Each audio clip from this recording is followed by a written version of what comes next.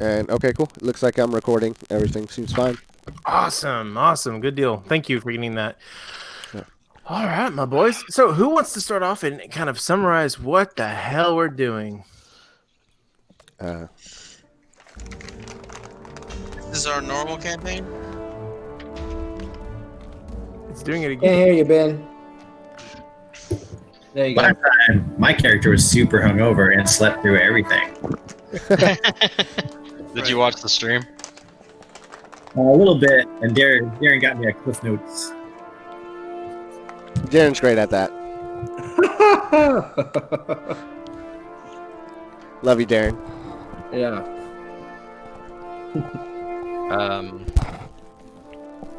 Well, I mean, I guess I'll go ahead and do the summary then. So, obviously, that's kind of leading up to the council meeting that we were trying to, be a part of. Main thing was when we got to the council meeting, we were kind of invited in. The people that were part of the meeting was Sonatad, who was the representative of the White. We had Setar Morn, Adamat, the wizard mage guy that we met way back when, Lady Wenceslav, Lady Donatel, Artisashmir, I can't say this name. Argentisphere. Argentisphere. Glocta was there, and then some new people were there. A guy named Crucible Bestima. He was a representative of the Ferret Cabal. And then also a Admiral Phoenix Claremont that were also part of this, and then another gentleman named, I just got Hammond. I don't know the full name of that one. But anyway, so we sat in this council meeting, and they all kind of questioned, what happened basically with us when we went underneath to, explore, and then why did all these devils start coming out of the, underneath the town, and why was all this destruction happening, and we basically kind of explained ourselves. It seemed that there was kind of some back and forth, as far as like what actually happened after we explained it. There was some kind of suspicion when I did mention that there was a giant, or when we mentioned there was a giant being coming out of a portal, that we stopped. But basically we figured out that apparently the people that we were going to rescue have been dragged through the desert or the salted land, which you see on the map, and we think that they're somewhere where that salted moat or I guess that used to be some kind of fortress, and so we think that they're somewhere in that area. But basically we were told that the desert is extremely harmful because of the red dust, and apparently nobody survives when they go out into the desert. At least nobody that comes back and tells the tale. So there was two different options. We could either go straight through the desert with a guide, use some camels, equipment, whatever, or we could take Old Arisdale, which is basically an old dwarven city underneath through the mountains, and that would bring us around into our destination. So the group voted, and we have decided to take the desert. So we're working on getting set up with our equipment, making sure that we're going to be searching for Sheladon and Kragnor, and basically the king is sending his son, who his name is Prince Alfrance? Carl Franz. Carl Franz, in 2 days. So they want us to complete this task within the 2 days before the prince gets there, because apparently he's a dipshit and doesn't know anything, and they don't want him coming in and fucking up shit and basically, causing more harm than good. So we chose the desert. We got 8 camels. We got our supplies, and that is where we are. So one quick point of clarification, because I reheard this over the recording, and I wanted to step in, and I didn't hear it at the time, but they wanted you to leave and get going within 2 days, not necessarily be returned within 2 days. The desert itself is about a day's right away. I said that a bunch of Gotcha. times Same. in character. I was like, I don't think that's what they meant. I think some of them did get it, but I just, so everybody gets it, it's just to have an action in place within 2 days, not necessarily. They're saying if he shows up in 2 days and we're not gone, he'll create a new plan. So we need to Yeah. already be doing our plan before he gets there and creates a Nailed new it. one. That makes more sense. Perfect. And there were a couple of other things that happened. There was a tussle over a book that seemed to be not quite as they remembered, and we ended last session on Talvin trying to figure out a book, laying down in his bed and looking up and seeing a gigantic 3. Oh Let's see. yeah. Oh yeah. Yep. Oh yeah. Oh, So we start the game. I'm going to leave it on the screen for a little bit. But we start the game kind of winding down in the evening. Y'all just had your big meeting throughout the day.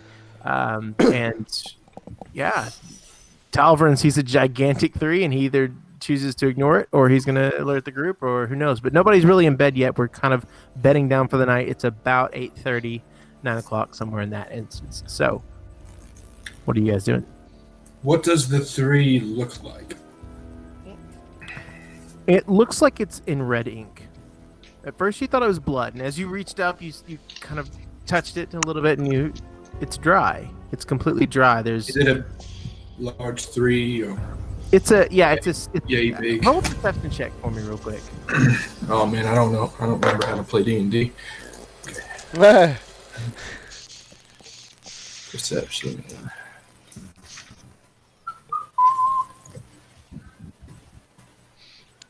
On what? Sorry, guys.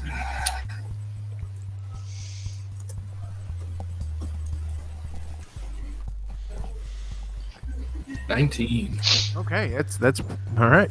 So it is a slab serif font. You know, it's probably an Arial, probably a Verdana, something along those lines. But it's a very well made 3, and as you go up and you kind of touch it, it's probably 3 feet tall. And it's as you touch it, it's completely dry to red ink. You don't know how it got there or who put it there. Okay. I imagine I'm holding the book, right? Because I said I would spend time with it to try to figure out. Yep, you still have it. Okay. I'd like to the best of my ability. I mean, I'm not a wizard or anything. I'm a bard, but like I know some magic, so I'm pretty versed in Arcana. I want to see if I can figure out. If I can look at the book, obviously there's not anything written except for the number 3, but I want to see if I can figure out if there's any sort of thing stand out or anything even that feels magical about the book. If I get the sense of what it may be giving off. Okay, make an Arcana check for me. All right.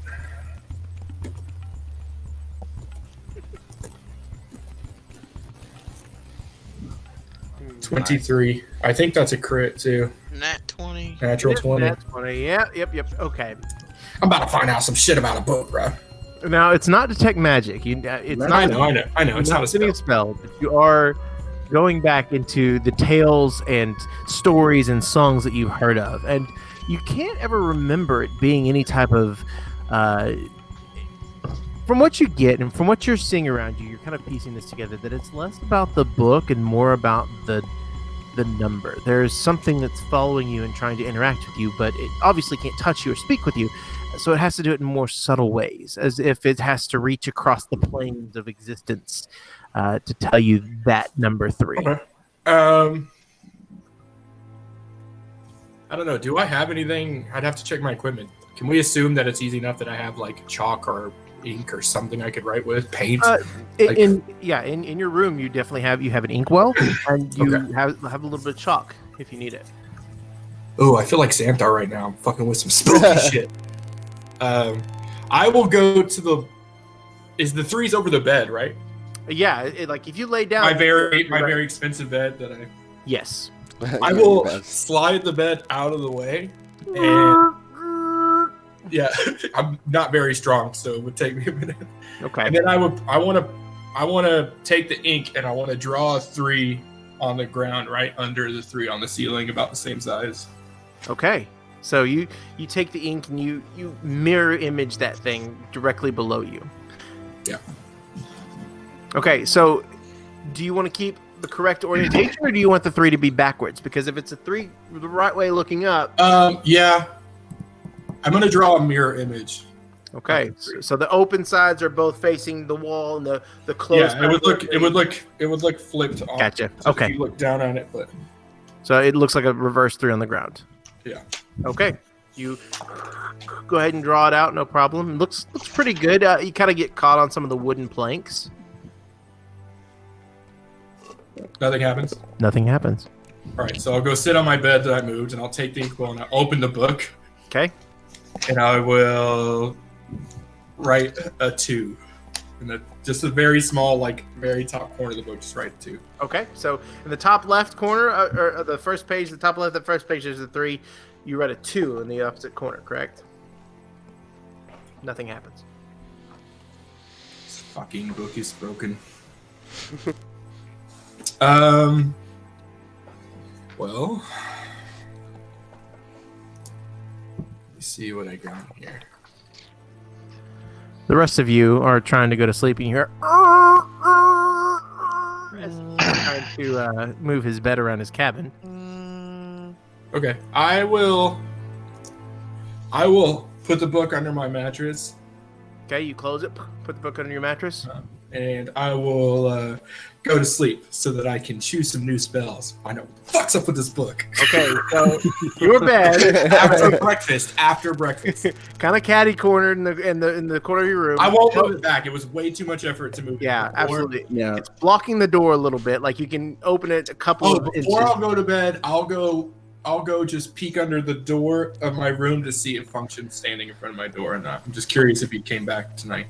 Okay, you look under the door. Function, are you there? Well, as he was doing all of that, can we just rewind it?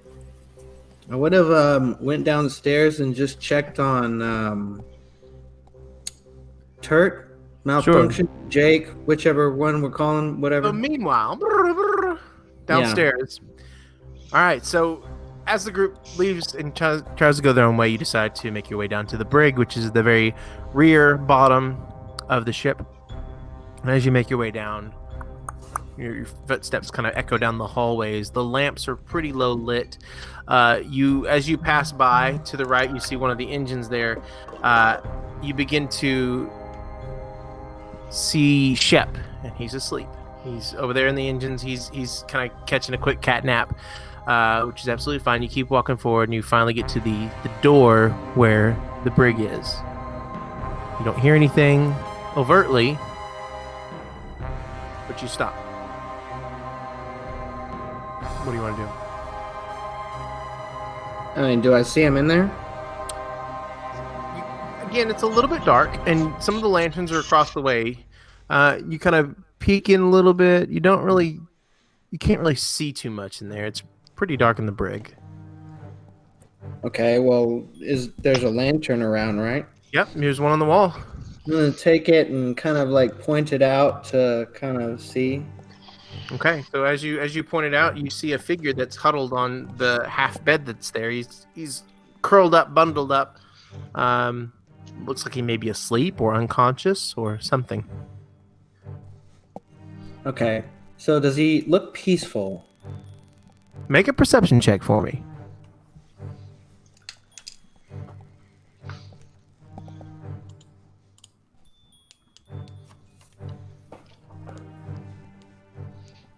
Yeah, he looks like he's sleeping.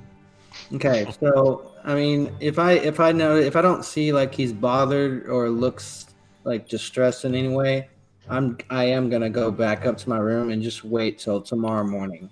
Okay, so as far as you could tell, he's just kind of peacefully sleeping. Obviously, he's a warforged, so he's not breathing. Yeah. He's just kind of there. So you go ahead and hang your lantern up. All right, do I see? Is there? No, yeah. I mean, I already rolled, so never mind. What else are you looking for? Anything out of the ordinary? Maybe like, do I see anything around him that he possibly left, or like, did he write something else? Did he do anything else? Do I see anything around him at all? Yeah, he looks like he's asleep. Okay, cool. Yeah, Yeah, so I'm gonna just go back up to my room. perfect. And, yeah. Okay, so you go upstairs, and Talvin, as you start to look down, you see Function's feet go, because your rooms are right next to each other. You see his feet go up, open to the door, and open the door. Function, are you going to stay outside or are you going to go to your room? I would have stopped by. I would have remembered that Tal said he wanted me to watch over him. I would have stopped by and let him know I was at least going back into my room. So I as I'm looking under the door, if you see if he's there, he like walks up to the opens the door, or knocks Yeah. on the door. Do you I'll knock? knock on the door. Yeah, I'll go. No, I'll knock. Beautiful. I can see your toes function. Tal? But never mind. I'll stand up and open the door. Hey, Okay, yes. so it No. opens up about 4 inches. Hello, Tal. Hello. I just wanted to let you know I'm going to be listening in your room, just in case. Totes. That sounds amazing. I appreciate it. You're We'll welcome. do a little knock, like that just means everything's okay. If you do that. If you hear Okay. any other sort of noises, probably should come check because I'm probably being murdered. Except a minute ago, I moved my bed around. That was not me being murdered. But if you heard a sound quite like that, probably me getting murdered. So Murdered. Got it. So 2 knocks, you're okay. Everything else, you're being killed. yes. Got it. Mm-hmm. Thanks. You're but, welcome. But hey, how's your broken friend? Yeah. Sleeping at the moment. He You looks peaceful for now. Yeah, you However, said yes. you wanted to tell me about that. What? uh, I wasn't here. yes. So Um, I'll give you the short version. Those things that'd be we've been putting the Warforged on, they are making them gentle. They're gentling planks. Pretty much means that they're not like me. I took him off of that, and then I dispelled magic on him, which he then turned normal. Or normal-ish. Anyway, he wrote on a piece of paper something. You He wrote, can "Sir." you can dispel magic. Yes, I can do lots of things. Fucking no shit. I can talk people into things because you taught me. Yes, lying. It's a good one. Something like that. I Yeah, don't know. Lie, don't It's lie to been your working. friends. I If you won't. lie to your friends, pray God will find out and probably kill you. He's pretty sure he almost killed me. So Huh. Good Don't to lie. know. he might still kill Xantha. Pretty sure that fucker's still lying. Oh, I'm not sure that he's lying. Maybe I- twisting the truth a bit. I'm pretty sure. But Yeah, which one of us aren't, anyways? I don't think that's. I think twisting the truth is the actual definition of lying. I don't know what differences, really. Hey, do you know anything about threes? Yes. I What? saw it in a book once. Oh, yeah, you saw the book. Yes. Yeah, That's why I was asking, because there's a three. Did you ever hear my answer? Do you know which way to go? No. You said the book didn't say anything to you, like last time. It didn't. I don't know what happened. So what? Describe it to me? Well, I thought it was the book, and you guys wanted to know the answer to which way we go. And I told you I could probably figure it out. And so I thought it was the book, and so I asked the book which way. No answer. So it didn't do anything. Nothing. No, didn't feel anything. Nothing happened at all when you held or spoke to the book. Definitely didn't roll for anything. Meta. A little bit. Well, it's a little bit crazy because I don't know if you remember. I'm pretty sure not yesterday, but maybe 3 days ago, we found another evil book. Oh, an evil book. You remember Have that? you found anything in the book? The 3 book? Yeah. And this- as I'm standing in his doorway, do I see in his room what he's done? How tall are you? Oh, like 6'6". Yeah, I'm 6. I'm like 6'1", so yeah, you can see over my head. Oh, so yeah, you see, I'm you standing see in the that door like he's made room for activities. You can see over his bed, over his room, that he's painted a gigantic 3 on the floor. I'm going to say with that same perception check, you didn't notice the one on top. You just see that he's been painting on the floor. Okay, cool. Everything okay with you, Tal? I'll turn over my shoulder and like look at the three and be like, I did that, not the book didn't do that. Okay, good. Well, if you need anything, I'll be right over here. Good night. Thank you. Thanks, buddy. Bye. And I'll close the door and I'll go, Talivrin, your best friend's a fucking robot. All right. So And I'll just sigh and go to bed. All right. So as the evening draws to a close, is there anything else that anyone else wants to do before the night comes? Well, I'm awake.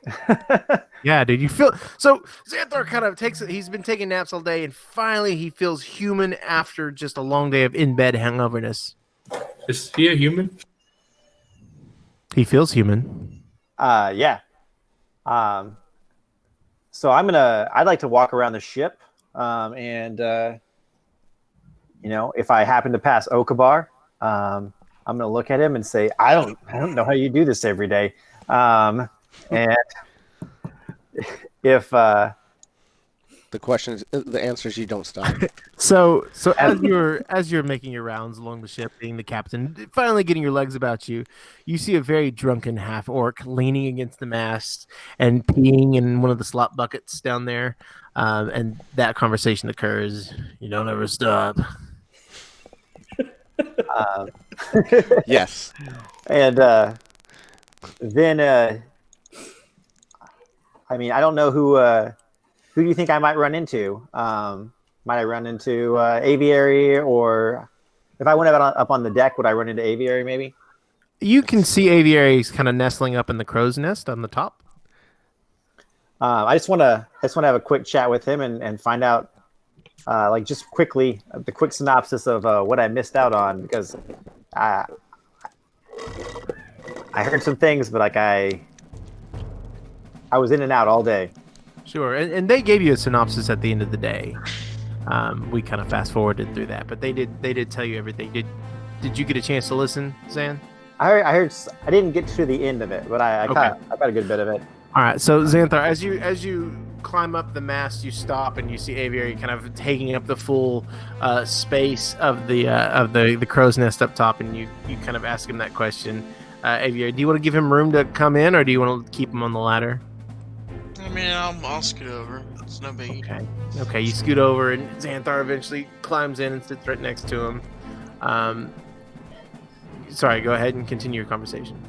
Hey, man. Fuck, man. That was a rough day for me. But it seems like you guys were productive as shit. I mean, we did a little bit. Find my notes here. Yeah, so we go to this council, right? And yeah, a whole bunch of arguing between these people, what to do. No one really wants to take any action.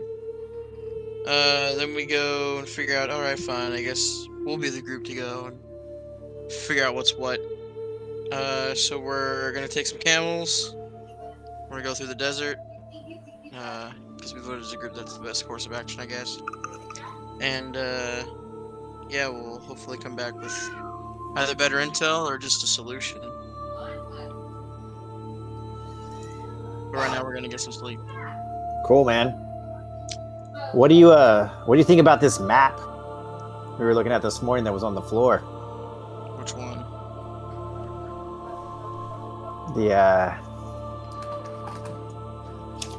Who's getting? Hold on. Do I Let me have it get in my it. pocket? No, I don't. Check the other pocket. Did we lose a DM? Ah, shit. I don't. The one in Discord. Yeah. Sorry, keep going. Which is which map? I don't have Discord open. Oh, sorry. It is. Are you're referring to the map that y'all looked at last night that was showed the aqueduct and a couple of mountains, and they kept looking at it to see if there's any symbols, and they couldn't see anything or find anything. The one he found in his cabin. Okay. I mean, I didn't really get the best of looks of the map. I mean, it's. I hope it's useful.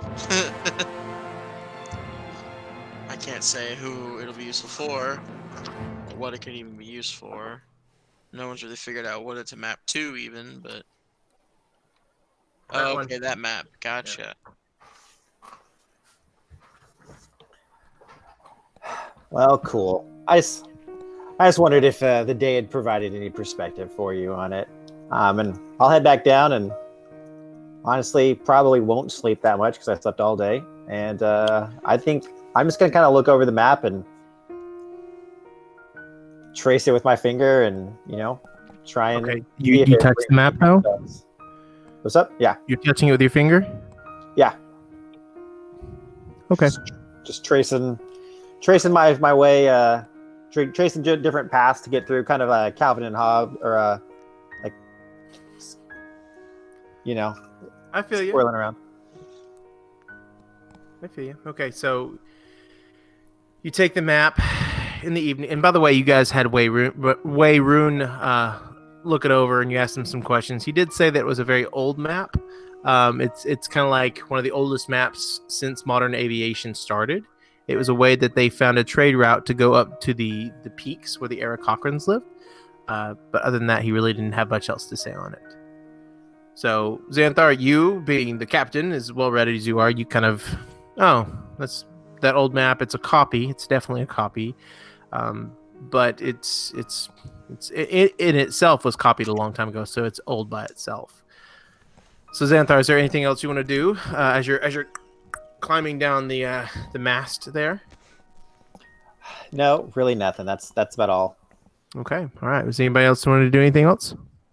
I would be just in my room, kind of looking over that book again, seeing if I can kind of piece together more of the cipher, put it all together. Make another intelligence check. And is it alright if I mess with my spells, DM? Yes, go ahead and change those if you need to. I'm so stupid. What'd you roll? I don't know. Hold on. Oh. Sorry. Here we go. Oh, that's what I Nope.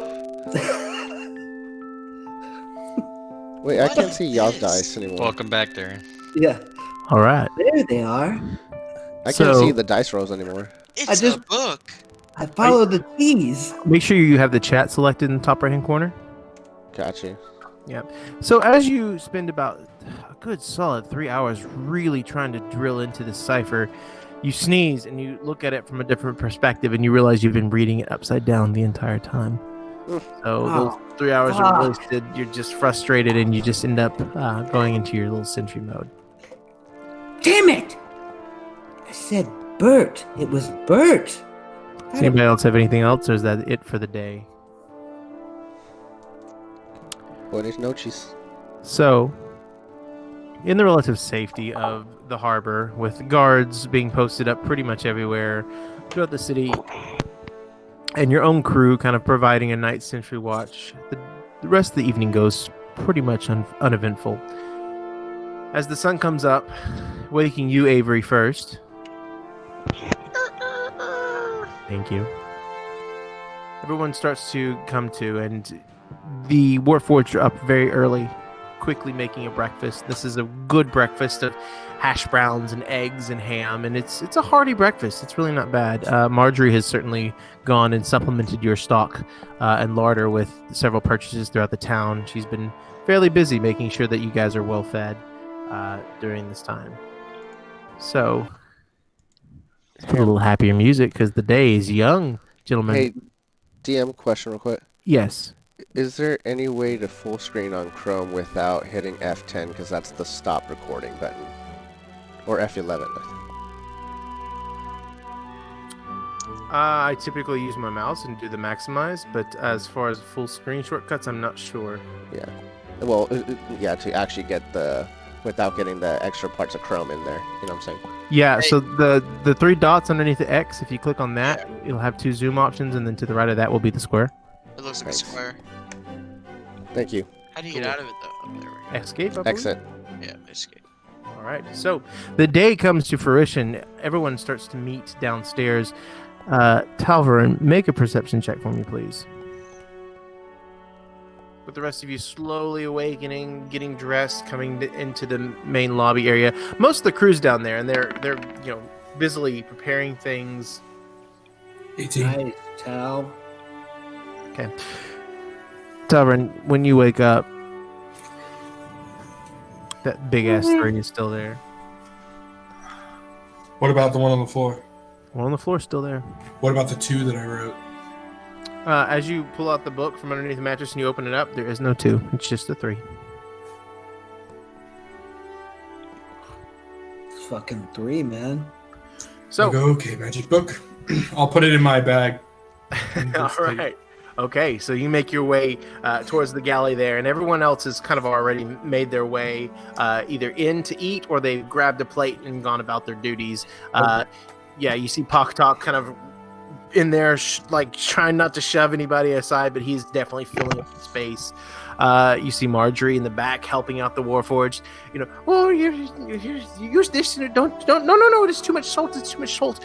Please try something else. Just trying to dictate when the Warforged obviously already know what they're doing. She's just trying to take command, as women tend to do.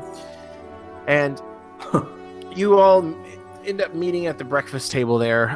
There are a couple of the crew members there. You see Gunnar and Kepler and Marjorie kind of in the immediate area. Samek is he's leaning against one of the walls, picking his teeth, just kind of hanging out. Not really a whole lot to do. So, what are we doing, gentlemen?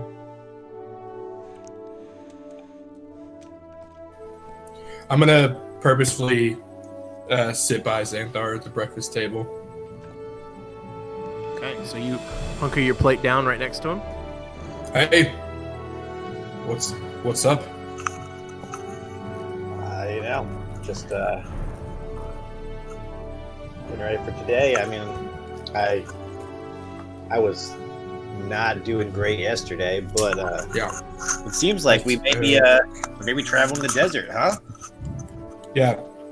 I'm bitterly still going to try to argue against a democratic vote on that, but we'll get to that. Haven't seen you in like 3 days. I was gone for a day, came back, you were gone for a day. Yeah, I mean, how was your trip? Did you find out anything? Did you not? I mean, you didn't get killed, so that's cool. Yeah, not murdered. Not Good murdered, sign. always positive. Yeah, I think I'm gonna tell everyone when everybody settles what happened, what I found out. Cool. Over there digging into my food. As you How, say that, some of the people who are trying to pretend like they aren't listening just abandon the pretense and just kind of get really close to the table. Is everyone there? Function has been making his rounds, doing his daily duties, checking in on everybody as he arrives at the table because he's an early morning person. Okay, but everyone else should be at the table now, yes? Yeah, I'm arriving Yeah. at the table. I just woke up a little bit earlier than everybody. Okay. So Function, Yeah. Function strolls in. He seems to be the last crew member. He's actually the last person who can fit. Poktok is taking up a big chunk of the hallway, slowly eating some grits. Everybody else is just around. Oh, this is a little cramped out, guys. Seems we have a full house in here. I can sit on someone's lap. I'll lean over to Xanthar and be like, "Hey, Captain, maybe the crew should go eat up on the deck." Hey, you scallywags, get back to work. It's too early. for you to eat breakfast. Poktok coming. It's like that. Everybody. It's a mad scramble. Yeah, tries to make themselves look like they're busy. Marjorie turns around, and starts I'll be messing with the cabinet.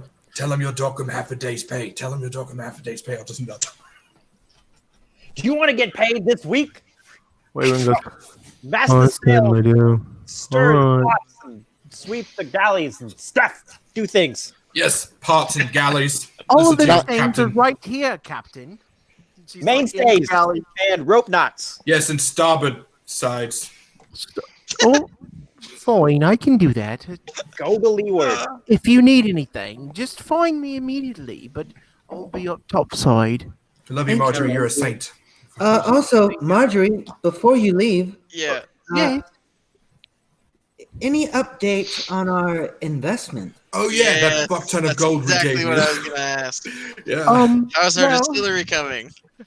It's been about 12 hours since we've first come up with the idea. Even I was planning on going today to go get some stills and some bottles and some things that we can ferment. Of course, it will be a little bit while. So I thought y'all were going to be gone for some time. Oh yeah, take Shep with you. He's very handy in a not conventional way. He could probably help you retrofit things. I'm not sure about that one. I know how handsy he What do you can mean? be. Possibly a different choice. I think Shep is great on the ship. Possibly not off. Honestly, if I can take Pok Tok with me, he might be more of a help than that good Sir Shep. I tend to agree. What do you What did think? fucking Shep do? Oh, nothing so overt to get him in trouble. He's just a little, shall we say, talkative. Oh yes, he's obnoxious. I forgot. Oily. Thank you, Marjorie. No, thank Hey, you. he's one of the best crewmen this ship has. Oh, he's very good at what he Don't does. you all forget it. And Marjorie, make sure you get yourself something nice to make the trip worth it while you're down there. Oh, I've already planned on it, but thank you.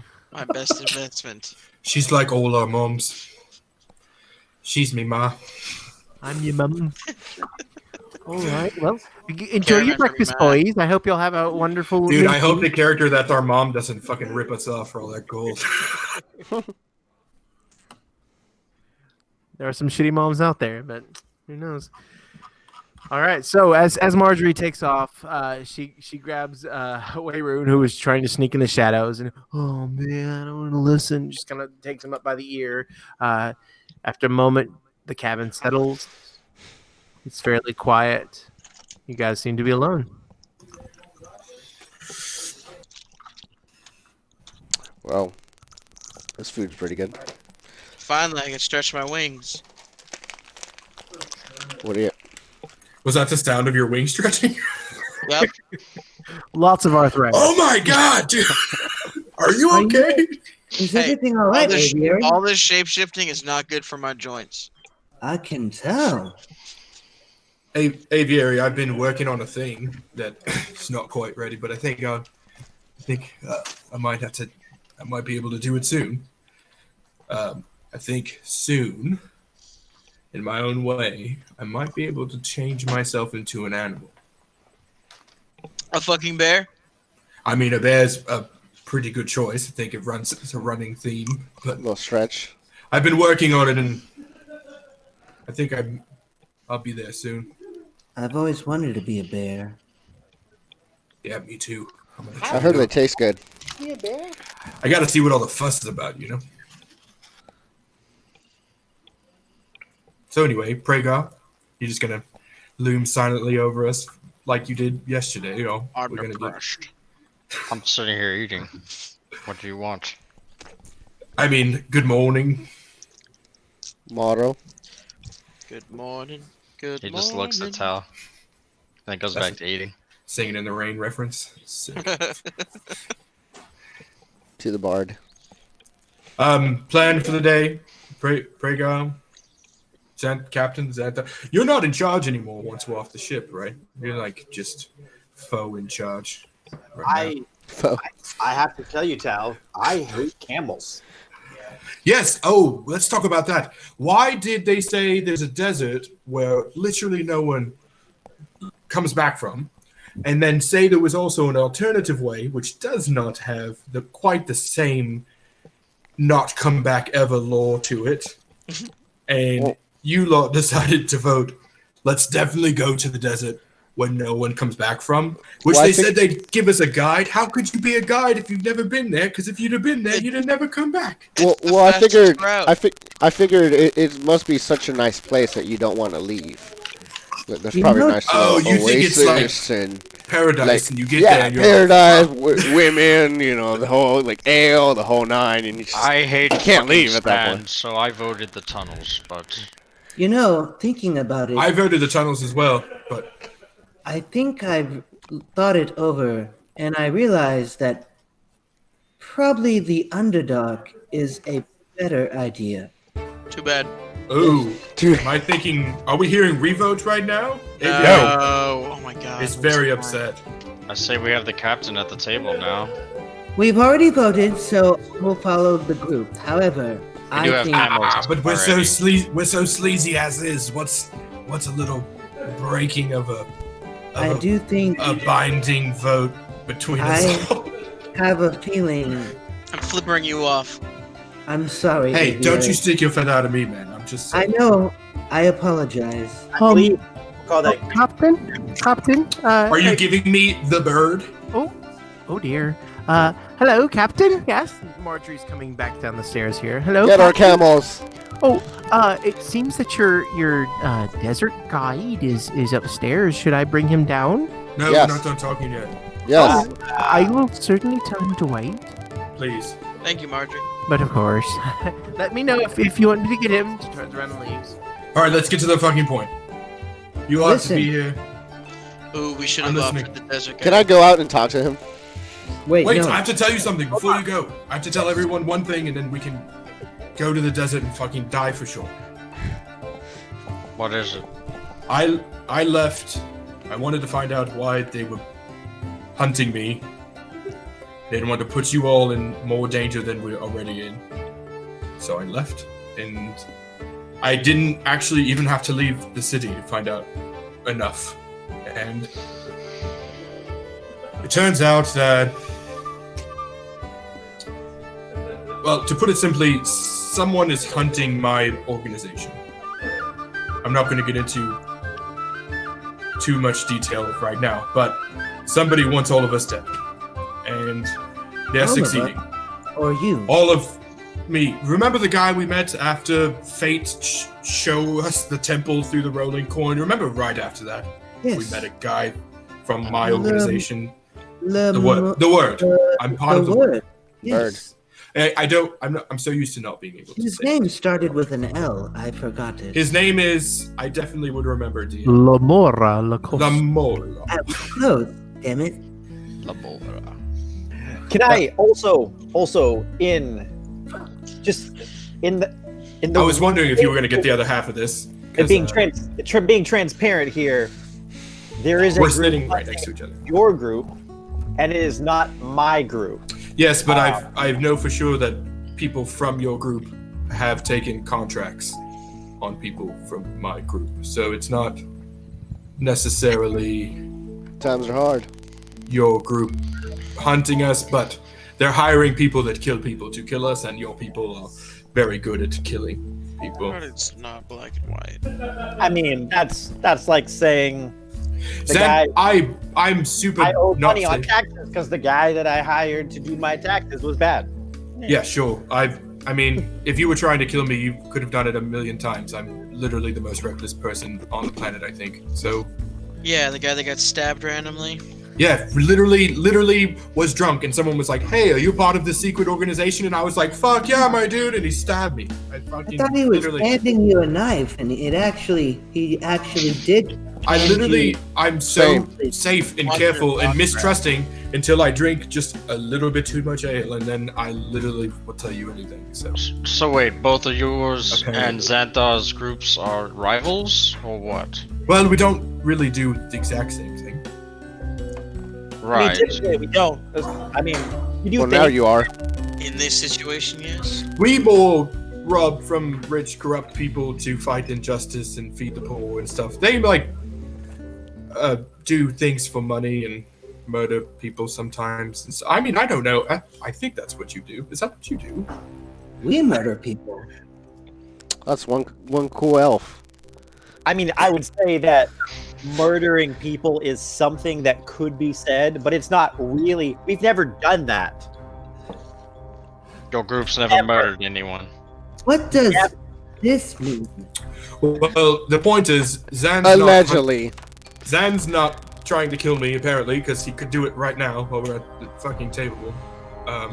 Yeah, I I don't don't know. believe he would. I don't either, because literally, like I said, he could have done it every moment since he's been with us. But some of his people might show up and try to kill me. Or any other people that could potentially be hired to murder someone. I mean, they're doing a really good job. They've wiped out. The people who did hand you the knife, per se, were screaming that they were my people, which is highly unlike my people.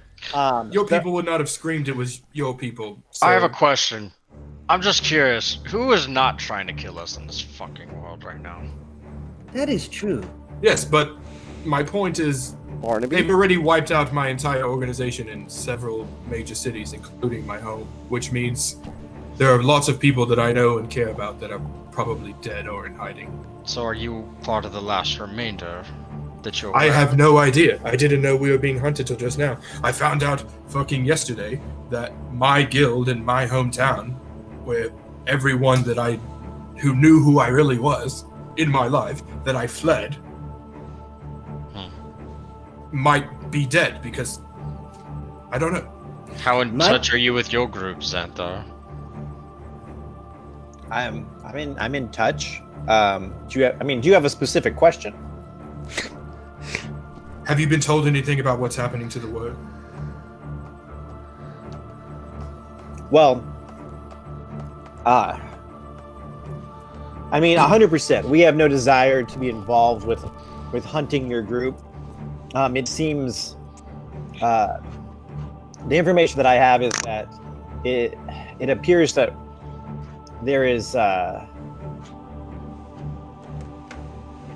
guess if you were to call it a gang war, that would be a potential way to do it. But the idea that we are fighting against each other is really just a ruse to... Do you think we're being plotted against each other? We are 100% being plotted against each other. By a So third party? my enemy is your enemy in this.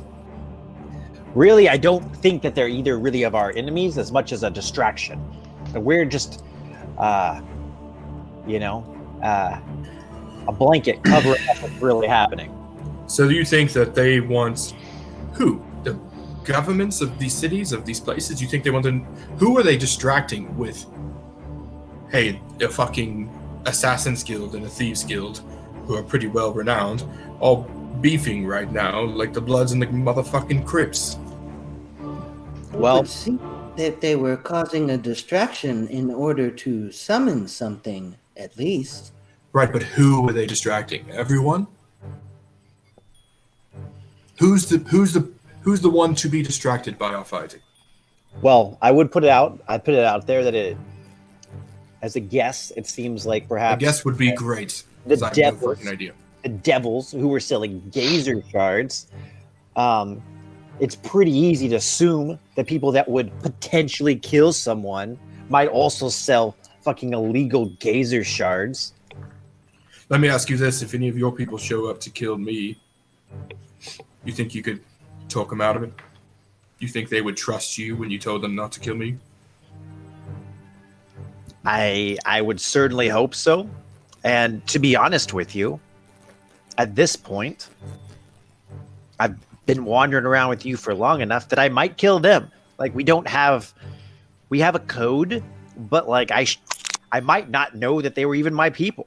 If they were doing their job right, you would probably be dead and I might not even know they were here. That's true. So That's what you I'm are, Go function. so you are saying you are straight up Nemesis 6 for sure.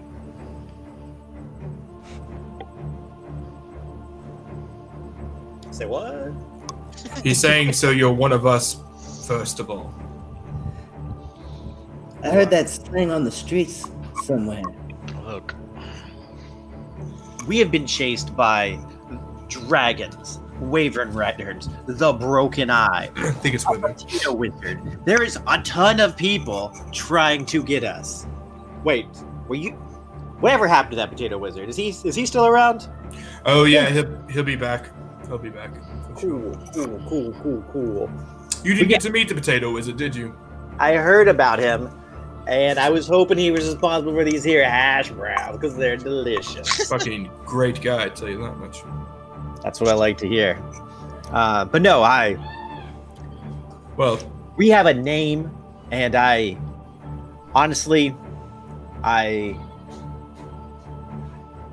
feel pretty bound to you guys,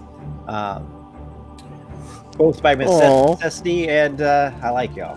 well, as long as everybody understands that there is a war potentially brewing between his folk and mine, it has nothing to do with us, and I think we're both pretty sure that it's a ruse, regardless of what information we have on the ruse. You were there. You were there when it happened. His people wouldn't have screamed the name of their secret assassin organization as they stabbed me. And those were not at the caliber of fighters. We killed all those guys real fast. Very fast. Cobra. So just be aware, everyone. That's happening. Time out, Xanthar. Did you just drop out? You there? Does anybody else see him? There we go. Yeah, there. Okay. So just FYI, that's happening. Also, one last thing before we go, because it has to be covered, because I've been way too secretive up until this point, and it's relevant. The person that we're going to save, Cragnall, I know that you guys know he used to be an associate of mine. In all reality, he was one of my dearest friends. And we worked together some and in tandem often in the same city. And the last job I ever did in my home was with him, and it appeared that I was set up and had to flee the city and had to flee my home and my guild and everything that I knew. And my biggest fear was that it was Cragnall that did it. I've not had the balls yet to go back and find out what happened. That he betrayed you. Maybe. I hope not. How does that make you feel about going to rescue him? Well, I don't know. If he betrayed me, I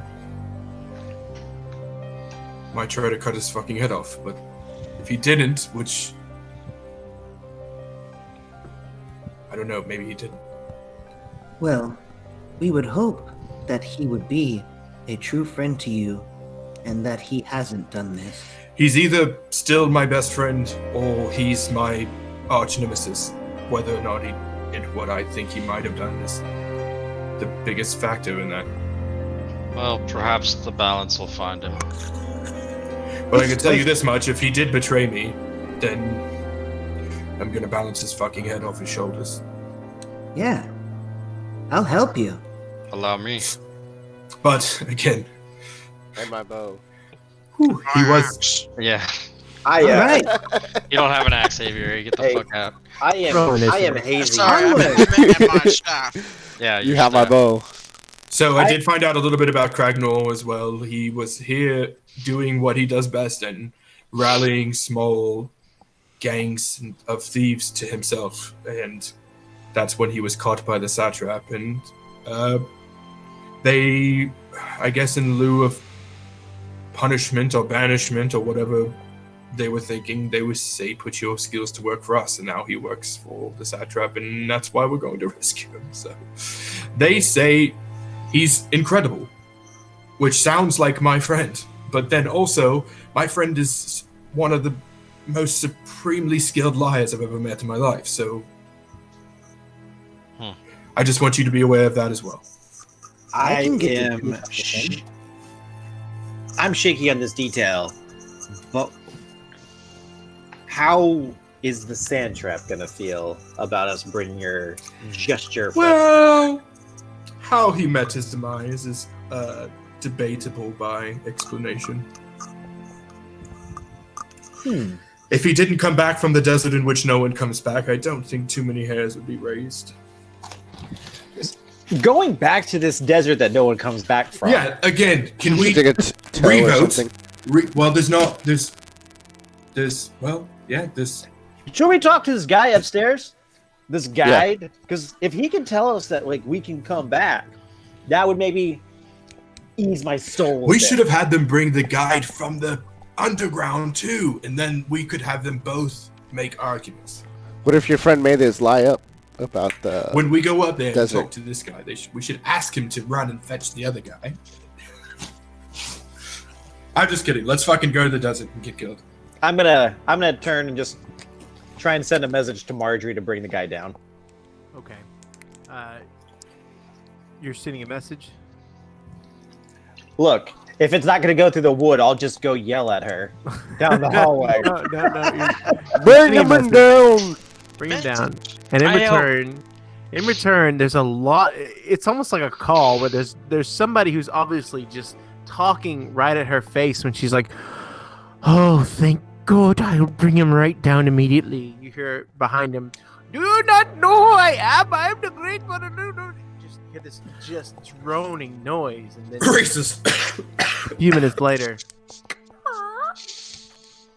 Oh, thank you. It's about damn time that a person of my caliber should just go in, and you see a gentleman kind of being. So I can remember how you do this. Is it that? No. Is it that? No. Is it that? Right. Prince Ali, Alibaba, Pretty much, yeah. Did you guys see that guy zoom? There you. Okay, so you see a gentleman walk in with fiery red hair, very, very dark eyes, and he walks in and goes, "Ah, good. Who might be the captain here?" Zan. Oh, you, sir. That would be Oh, me. A very fine pleasure to meet you. My name is Brother Longfoot. I am from the Navigator Succession, and I'm here to guide you through whatever perils that you may find. Are you a fan of hookah?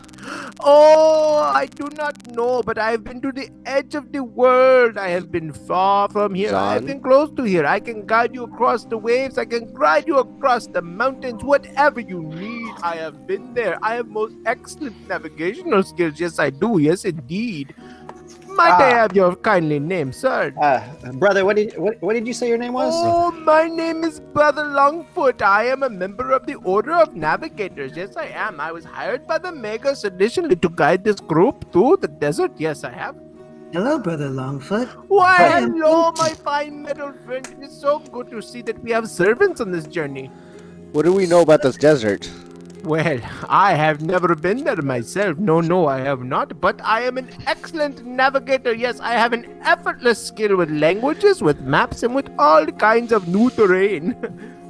So you're Perception saying that check. you've never been there? Oh, no one has ever set foot in the desert before. Not until now. I So- do feel very good about this group. Yes, I do. Mr. Lightfoot, Oh, yes. what makes you? I mean, why would we follow someone who hasn't been where we're going? Oh, my feathered friend, that is an excellent question. A question of which I am most likely to be capable of answering.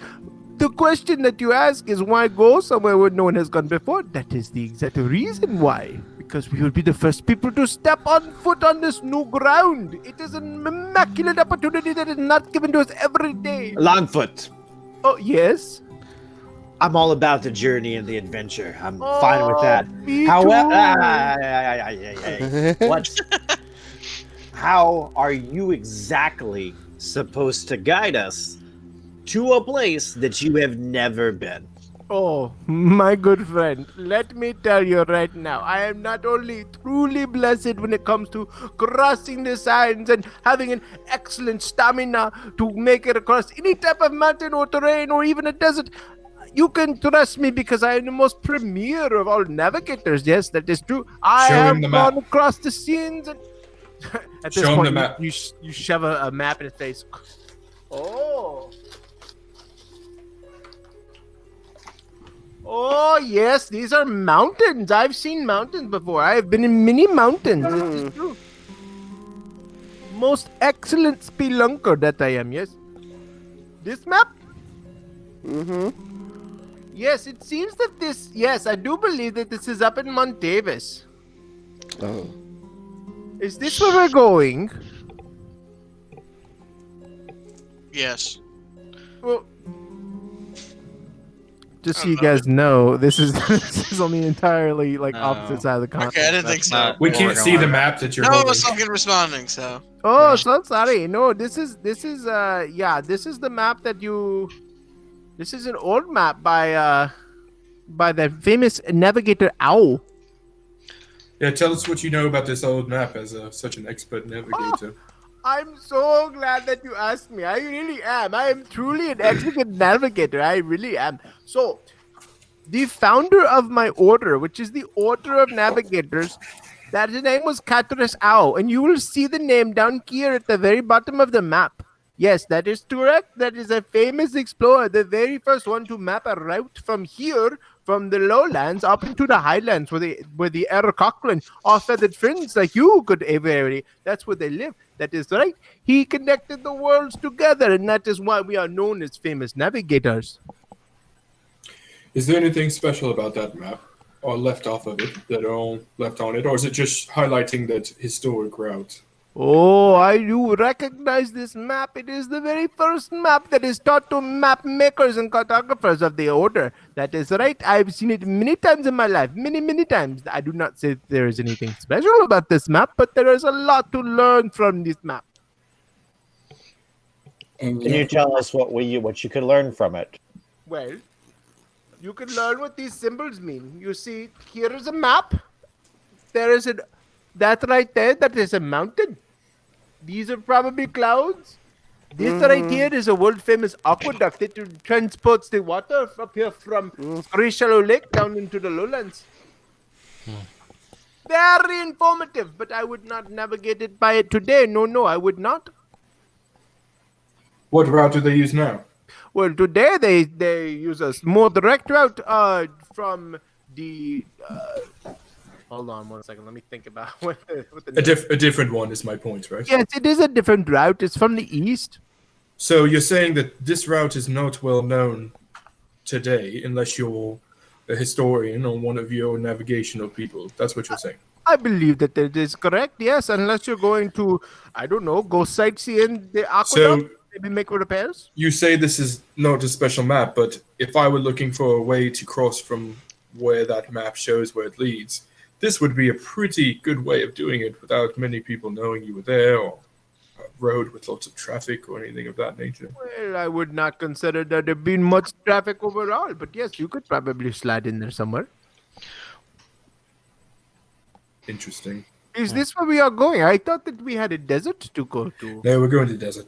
no, we're going to this. Hey DM, salted does this guy seem like he knows what he's talking about, or is he full of shit? Make an insight check for me. Oh, wrong one. Sorry. Yep, no problem. I think it's the same, maybe. I think it might be the same, but still. Reroll with insight, it's fine. Yeah, okay. 14. Seems pretty confident in what he's doing. You can't tell what may be a lie, what may be there's probably a lot more embellishments than straight untruths, but it's hard to tell. So we should check our provisions and make sure there's enough food and twice as much water as Oh, we do need. not worry about that. I have gone to the extra length. We have 6 camels, 1, 2, 3, 4, 5, 6, and then 1 for me, 1 for your good friend, Brother Longfoot. And then luckily, I do have the foresight and the knowledge to include another camel that only includes water. That's right. We will need lots and lots of water where we go because it is a desert. And as you know, deserts do not rain very often. No, they do not. Aviary, you wouldn't happen to be one of those nature magic kind of people that can make water, can you? I saw a magic. I am. You can? Uh-huh. You can make water. How much water can you make? 10 gallons at a time. Oh. How often? As often as I want, really. Fuck me. Does that drain you from an Arcana perspective heavily? Yeah. It does. Well, that's good to know though, because I'm don't But I want to mean- die. of thirst. But I mean, anything with water, I can do it. I can Cool. breathe it. I can walk on it. I can turn it to a knife. I can do figured. anything with water. I haven't seen you do any of that, but I'm really excited. Let's go to the desert. He got water, everything. That So, is very useful. Longfoot, you I haven't want to been go the get a desert. wicked cool desert outfit. You haven't been to this desert before. No, I have not. No one has. This In a is big the sun. uncrossable desert, the most prized of prized locations to go into, and I'm more than willing and eager to try to cross this desert that no one has ever managed to cross before. So So you you- realize that people do not come back because they either died or disappeared in this desert. What are you I familiar with as do. far as what is dangerous here? So, as many of you do not know, I am from the land of Bujar, but that land is also covered in nothing but sand. Endless sand for as long as I can see. And the Bujarbans, which is a race of myself, we tend to do very well in crossing that desert. I myself have made no less than 75 different crossings of the Bujarban desert. And that, my friends, is much larger than this desert ever could imagine to be. Good enough for me. That is true. Remember, I am an excellent navigator. I have effortless skill with local native languages. I can uncover the uncoverable. I can scout the unscoutable. You are in good hands with Brother Longfoot. I don't know, Pragar. What do you think? I do have a question. Are you familiar with any other routes besides directly to the desert to our Well, destination? I'm not sure exactly where we are going. We're just following the devils that went into the desert, yes? Yes, we believe we're heading, if you look at the map, to where an old fortress laid in the desert. Let us all look at the map together. We were Where out. the salted moat, I believe, is. Oh, yes, the Salted Moat. That is where the old capital of Kargoth used to be. I We see. were also told of an underpass that could get us there easier. Is this true? Oh, I do know what you speak of. Let me look into my memories. Ah, yes, you're speaking of the Core Void Cistern. Hmm. This Sure. is a gigantic cavern, one of the fine wonders of the world from the old days. So Gideon you- Jordanized made it himself underneath. Supposedly it linked between Kargoth and Old Ulstel, but time has lost that, my friends. You're saying My that the legend. cave that we voted not to go to is one of the 5 wonders of the world? This is correct, yes. So we're gonna go die in a fucking desert, be roasted to death by the sun, and not go to Okay, the about 5 wonders of the world. So since, hold on. So Hey, since we- you're The, on de- Take the on the desert way could be back. a wonder. The desert is a Take wonder it on the way itself, back. and how Take it on the way back. You're right, we could take it on the way back. What So the since fuck you're on is that? and you have So- a whole bunch of water, Aviary, so we're good. I vote Oh, that no. if we do go to the fucking desert, we take the fucking Jesus fucking cave Christ. of wonders on the way Wait. Cave No. wonders. Let me explain to you right now. Wonders, dude, Cave of Wonders. It used to be one of the 5 wonders of the world.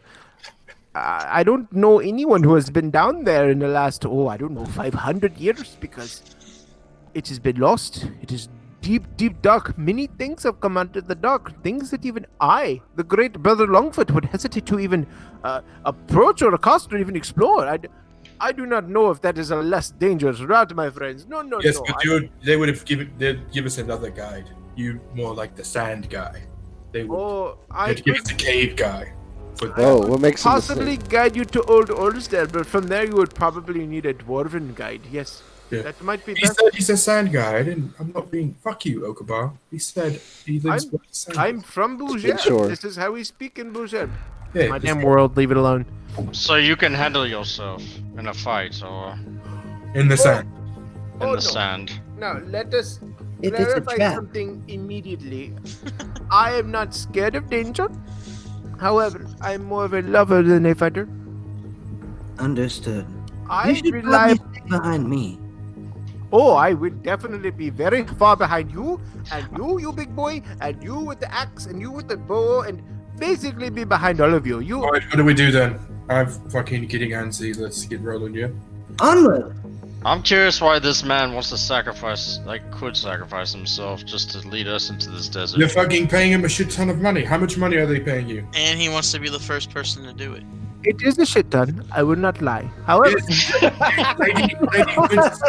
Lady Wintersloth and all those other fucking rich cunts that send us also paid him. however, Wait, we need to know how much you paid because we should be making a lot more than that. Because this Yes, that's what you got. Pay going. to scale. Right. I will be open and honest with you because I believe that a party adventuring in the wild and known This to is the be thing. open and We honest got- with each other. if we got way more than you, we could negotiate for you to get a larger share. So you have to Oh, If have you to got be way honest more about than us, we might kill you. I certainly do appreciate that. So, typical guidance for one of my order is not cheap at all, no sir. And for us to be gone, we have budgeted for 2 weeks adventure, minus the costs of camels, of various nutritional needs, of the water itself. I was paid a handsome sum of 15 gold pieces for this trip. Did they tell us how much they'd pay us for it? No. No, they didn't.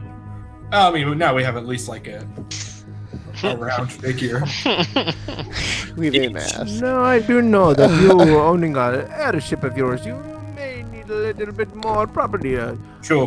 20 gold pieces, perhaps, but I know that you're going to be guiding us. Just want you to know, like, we take care of people who take care of us. So we're the kind of people you want to be. Try to. People we trust anyway. certainly be taken care of. I am the most trustworthy of people. I have. Yes, and when you prove that, I promise you, you will Yes. reciprocate it in great sums. And probably- Proving my trustworthiness is one of my fine mini qualities. It surely is.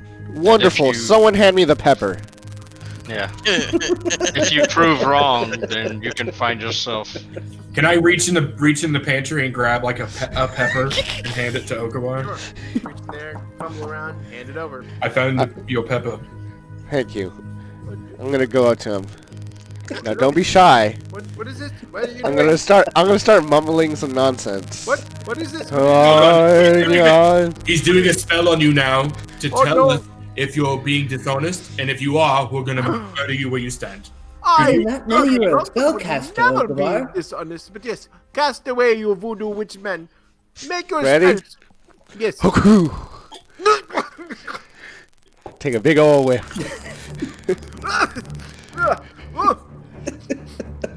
Did that spell call for just straight black pepper? You Yes, passed. like You passed. If you smelled pepper, you survived. if you would have If you smelled sulfur, you would have instantly combust. if you would have smelled sulfur, you literally would have been sucked into a pool of hell. I could never get out of it. All right. Right. Hey, did our provisions come with cool ass desert outfits so we don't burn to death and die? And They did come with some desert coverings. Yes, you also each get one saber, one scimitar. Ooh. That is right. That was a strange request. I thought. I did not think that you would not have your can own. I like weapons. can I make like a turban thing? A turban? Yes, I can make you a proper one. That is fine. A purple one, please.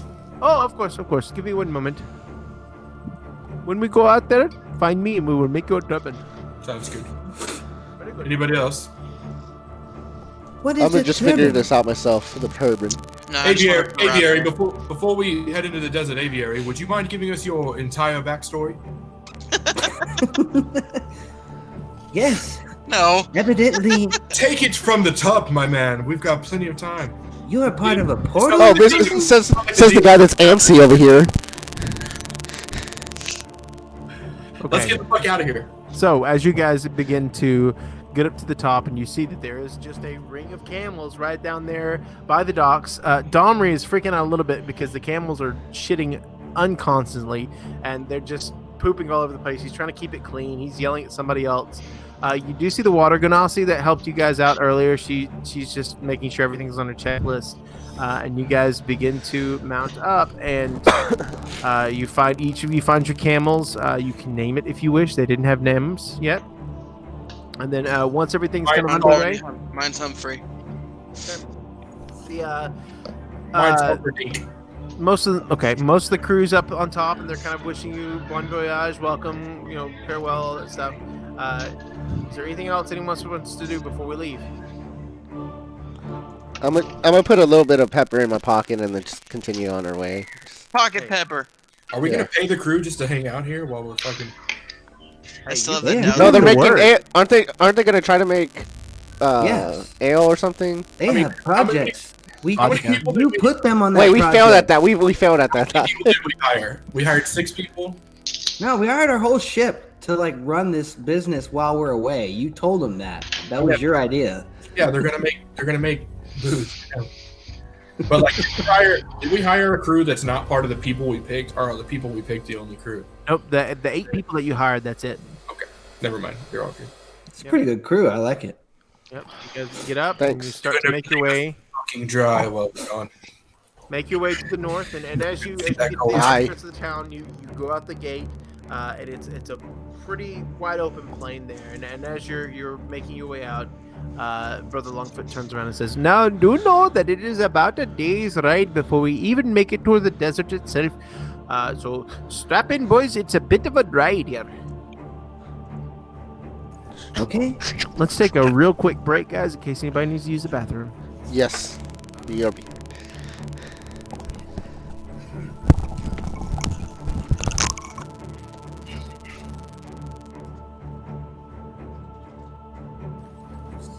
Dude. We're gonna die. Dude, My plan is coming true. we're gonna die in the fucking desert.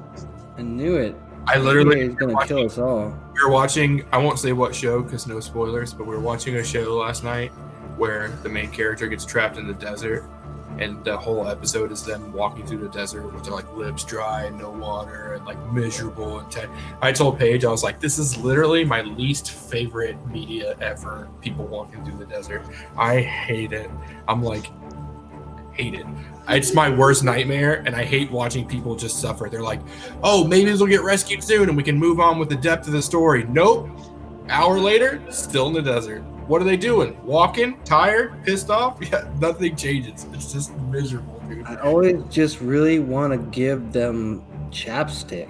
Yeah, dude. All like, just a little bit of water, dude. Oh, I bet you Lightfoot's got some chapstick. Yeah. Probably. Is there chapstick in D&D? You Beeswax. can add anything in custom items, my friend. Beeswax. It's Brother Longfoot. You know how many custom items I have currently in my inventory? It's a little Not ridiculous. Lightfoot. It's Longfoot. You do have a lot of shit in your Because he's got a It's because really I got a lot of random things. Yeah. Evidently, you could probably create chapstick. Me, I don't know about that. Well, I just made a desert serape for my inventory, so I can fund a business, but I can't create chapstick. little one. By fund the business, he means I had a business idea and he gave them money for it. Yeah. That's what I can do. He Got physically- ideas, I got money. I'm the money holder. I'm just saying that because if we lose that money, it's going to be my fucking fault. We're going to come back and Marjorie will have stolen our airship and boogied out with that gold. I don't know about Marjorie, but I somebody made else sure to tell possibly. Jeb. No one's taking the flight of that ship. If you don't realize the Shep is the big bad yet, then you're not paying attention. I hired the big bad. Yeah. You know what? You said it was Barnaby earlier. Yeah. What Shep happened is to, Barnaby, what Darren. happened to our pay turtle attention. friend? It's all the same guy. You've never seen him in the same room. I'm not saying that Barnaby is the bad guy. I'm not saying Shep is the bad guy. I'm saying whoever is playing both of them is The bad guy? He Oh, so knows they're- who else, So they're dude. just both Everyone- aliases. Okay. Everyone I meet, I go, this is that fucker that's playing Barnaby. Look, I was listening to the recording, It could and Ridiculous. Jared asked It's so ridiculous. a question, and Jared answered it in Shep's voice. And now I'm 100% sure that Shep is just the paperclip guy from like old Microsoft Word. Yeah. How can I help you? Damn, you just put a big ass drink by your microphone. That sounded like a McDonald's commercial. Oh, this? Yeah. Well, I had to grab. Yeah. I made a drink and then I spilled it and then I cleaned it up super fast. So sorry. Drink in front of the cam, huh? There. It's right in front of it. That's hilarious. Stop POV. it. Stop that. That That's legitimately being made recorded now. Oh no, it's Ben's mouth. Darren so uncomfortable right now. It's hilarious. You messed up by letting us know you get So uncomfortable weird. by that. I love that at the friend Yeah. group. I feel Darren's like I'm being touched Darren's- naughty by Zan. We can't even touch him, and we're making him uncomfortable. It's Hey, you didn't even have to do all that. Hey, what's up, Darren? Oh fuck! Put it down. Put it down. if only I had a glass of water. Hey, one of y'all should have your whole background and have shelves of like tall glass wines on it, and I would be like super nervous as hell. I was thinking about going and buying some poster boards and doing backgrounds behind me. Yeah, that would be great. I was thinking about putting like a white cloth right here, or some kind of whiteboard maybe behind me. I don't know. Does he like Yeah, have a piece of fear tempered of glass. water or something? Me? I have a He fear has of a fear of glass. I have a fear of glass. Darren, It's not tempered glass. bad, but One of the- It's not I'm bad. very We're not careful. worth mentioning. It's not bad compared to other things, but compared to normal people's. Yeah, right. Compared to normal people, it's a fear. Darren, For let's real. put it this way: going to your in-laws' house, Darren damn near had a Freak the panic fuck attack. out. I freaked out. Everything is white and close together and made of glass. I And he said, had a glass I of wine, and he literally almost lost his mind. Yeah. We had to take him out of the house. Yep. I don't know if Yep. you know this, Jared, but like when we went over to your in-laws' house for Casey's like engagement party, we were told that they said, "Hey, tell your hood rat friends to like use coasters and like, you know." Basically, they still think I'm the hood rat. That's because you're brown. That's exactly why. Yes. Do Brown. you see this camera? So I'll have to find Yeah. some He's the glass palest dragon. person on my screen. I don't know about you guys. Yeah, I'll Darren, I bought you a really expensive glass mini for D&D. Yeah. Would you take it? He'd take I would. I'm actually just extra careful around glass. It doesn't, you can have fears and still, face them. Hey, Darren, remember that Yeah. one time? He doesn't do custom glass Yeah. well. it. Like, Hey, Darren's Darren, like, I do own glasses, you assholes. Like, Come on, Zan. There's like 4. I have 4 of them. And they only come out on special occasions, and I'm not the one touching them. And only special occasions with only 4 people. I think Hey, Darren's Darren. only drinking out of plastic cups. That's Yeah, okay. that look like glass. I'm just hate clumsy and don't want to break glass. Hey guys, Zan has a great story. Hey, Sorry. Darren, remember that one time we got shot glasses with our face on them as commemoration Oh, yeah. for Casey getting married? why And would they you lasted for story? 75 seconds. You Here, let me go. asshole. Let me go get mine. Let me go get mine. Oh yeah. asshole. Don't have. I I fucked it up. was so mad about it. They were so cool. That's why me and glass don't get along very well. You do realize you see the whole world through glass. Yeah, it's Shock. an irony. God, it's so cool. Ooh, glasses. So handsome. It's a glass with my face on it. Yeah, let me go get mine. Just rub it in. Let me not get mine because I shattered it. Oh. Yeah. Anyways.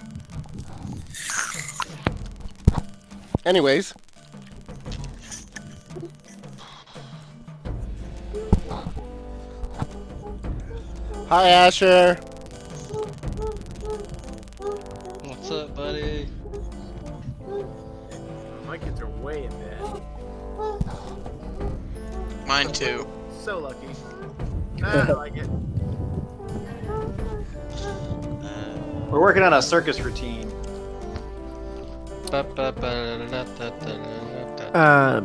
Before we start, Pragar and Function and Aviary, can I have you 3 roll a D100 for me, please? Whoa, that's lots of numbers. E100. All right. There you go.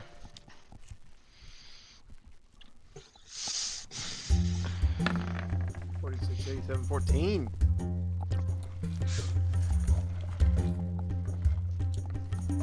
Hey, Pragar, as we're going along, I'm going to ask you if you plan to use the scimitar that they loaded up for you. Are you asking me now? Yeah. Are you going to use that scimitar? You have a really cool axe or sword or something. Oh no, I'm keeping my axe. Can I have it? Sure. Sweet. I now have 2 scimitars strapped across my back. I picked my teeth with it. You can have mine if you want. I only have 2 hands, Talvern. Yeah, but what if you drop one? For now. Whoa. Yeah, maybe I was going to give you my scimitar and cast a spell on you, but you had a third hand. Ooh. That's a made-up spell, right? I don't know. We'll see. Homebrew. I cast tentacle arms. I cast we all baby back? arm. Yeah, I think we're all good. Mine's an enchantment. That's a good anime. All right. So, Oscar, you good? Yeah. Recording? Yeah. Okay. So, as the party makes its way out of Erides and slowly crosses the area of Elagus, the plains give way over the break of the morning into a rolling hill, and the rolling hills have very gentle slopes up and down. The going is quite easy. The camels try to stop and eat several times. They're not quite used to this greenery, but you go ahead and urge them on at the lead of Brother Longfoot. So as you go, you stop for lunch about midday, and you sit around and you have your cold rations, and there's still some leftover ham from the morning, and it's still pretty good rations and everything. But Brother Longfoot keeps telling you about the time he went across the Great Sea, and the time that he went to Bonaventure, and all the times that he's been traveling. He's a very, very talkative fellow. After a quick lunch, you all load up back onto your camels and you begin to go. Throughout the afternoon, the sky seems to not necessarily darken, but it is a cloudless sky. The sun starts to fall down to the eastern horizon, and you begin to notice that there's a kind of red haze everywhere. You guys have it backwards, by the way, but there's a red haze everywhere, and it becomes more and more prevalent the closer and closer that you get to the Salted Land, and there comes a point to where. Yes, there becomes a part to where the plains is now, it's no longer hills, it's no longer rolling, it's a very, very flat plain, and it's about 6 o'clock in the evening. And as you go up, there is a stark line. It's almost as if it's just a magical barrier that stops the grass from growing, and across that you begin to see the red of the desert. And how hot is it? It's not too hot at this point. This is an immediate transition. Yeah, it's a very strange transition. Normally you go from plains to dry lands to badlands to desert, but this is almost an immediate transition within a few miles of itself. Can I look at this and kind of, I don't know. Sure. As you begin to approach the line of you on your camels, Brother Longfoot turns around and he says, "Aha! So this must be the Salted Lands. From what I have read about it, it is a very strange, unique desert, one that we will find many dangers. But do not worry, do not fret. I can lead you through them." As he's continuing his diatribe, he kind of stops at the edge of the desert, and all of you line up your camels and get off. Function, you go down and you reach out into the desert and you pick it up. You touch the sand and pick it up, and it's not a coarse sand like you would find at the beach or that you would find in dirt.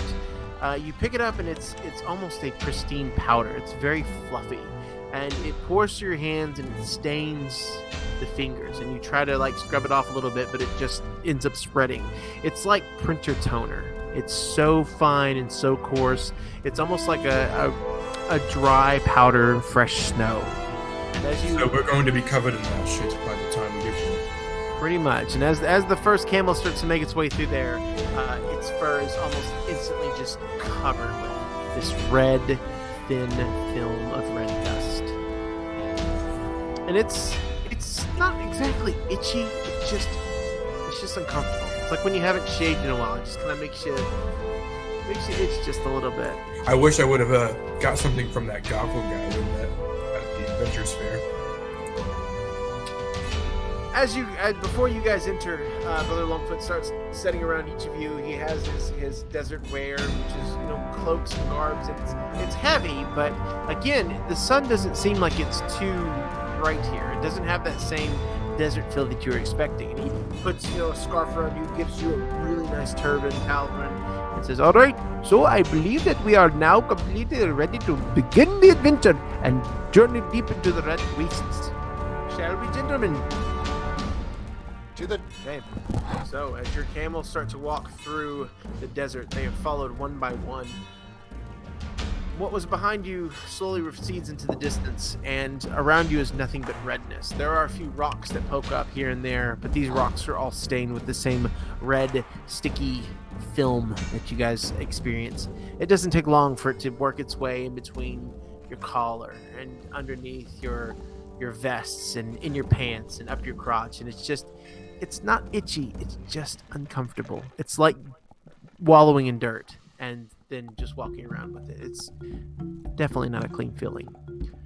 So as you go, it starts to get towards the end of the day. Brother Longfoot starts to look around and says, all right, so soon we will need to make a place for camp to spend the evening to continue our journey. Let us see if we can find any place that we might be able to hunker down for the evening. I need everybody to roll a perception check for me, please.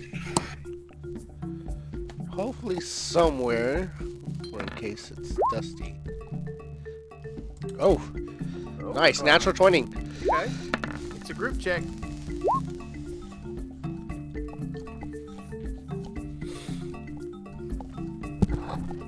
The group started out real strong. No, y'all doing great. So Yeah. That's pretty They were good. good. Yeah, we finished good. 18, 20, 21, 27, 13. Oh, he needs to roll 2. Oh, good, I made a 12. A 12. Yeah, so. A 12 on what? It's on a scale of 1 to 20. It's what I use. So as you begin to go, you notice over in the distance, and luckily Okabar and Aviary both kind of perking on a little bit of a gleam to the right side, and you pointed out to Brother Longfoot, and no problem, you all begin to make your way over there. There is a wagon, and it's actually several wagons that have been overturned. They've been there what seems to be a few weeks, maybe a few months. Their contents have been either looted or basically have disintegrated into nothing. You do find a small purse with 8 gold in it, but these do look like they're good shelters throughout the night that you can use. With the wagon being on its side and halfway rotted, you can go on the inside to where the sand has settled in and make a pretty decent campfire that won't be seen around, and it's a good place to sleep. So throughout the day, you have slowly kind of worn down and become a little bit tired, but you're feeling pretty confident that this will give you a good night's rest. Around the campfire, Brother Longfoot is trying to tell these just extravagantly over-the-top tales about how he once fell in love with a dragon, or he once convinced 2 Ettins to get along, or they're just tales and stories that you would hear from somebody trying to tell and impress children, but he's telling them to you guys. So as you sit around the fire, This amazing story. oh, you better to believe it. Now, the one Ettin head was talking to the other Ettin head, and instead of them being so angry that they could not see straight, I talked to them and I made them see reason. I said, look here, Ettin, you must get along with your brothers. It's as easy as that. I guess we're gonna entertain this because we got nothing better to do. So Yeah, so there's not a whole lot going on. Such an interesting storyteller you are. Why, thank you. This is quite an amazing and pleasant trip. I thought that we would not have as much fun as we are having, but such good servants as you are and such good companions as the rest of you. I'm having quite a pleasant time. But on that note, I must go and get some shut-eye. Beauty like this does not come without rest. No. Mm-mm.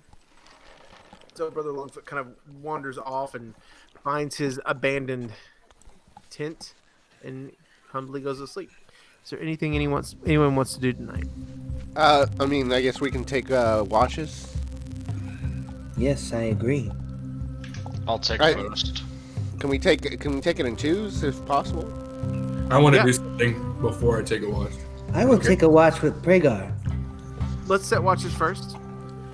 Who's got first watch? I will take a watch with Pregar. I'll I'll take.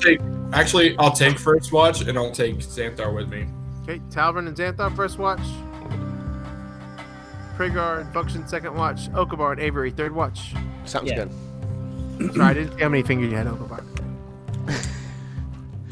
I think he said sounds good.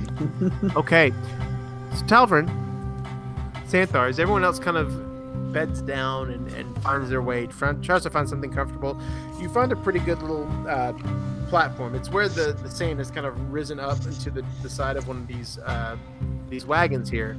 And in the quiet, you begin to take your watch. Go ahead and both of you roll your perception checks for me, please. Right, I was actually right before I fell asleep. I was actually gonna cast Primal Awareness. Is that okay? Yeah, absolutely. Okay, cool. So, What does that do? as an act, well, I can just do this, and it tells us. Hey, look at Yeah. that! Yeah, aberrations, celestials, dragons, elementals, fae fiends. What'd you get? You're doing this before we all split up, or like afterwards? Yeah, that's what I was trying to do. Sorry, I didn't want to interrupt God. Yeah, you never do. Probably a really good idea. One second, let me look up something really fast.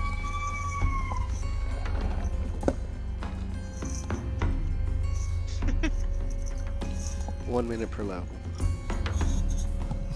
So,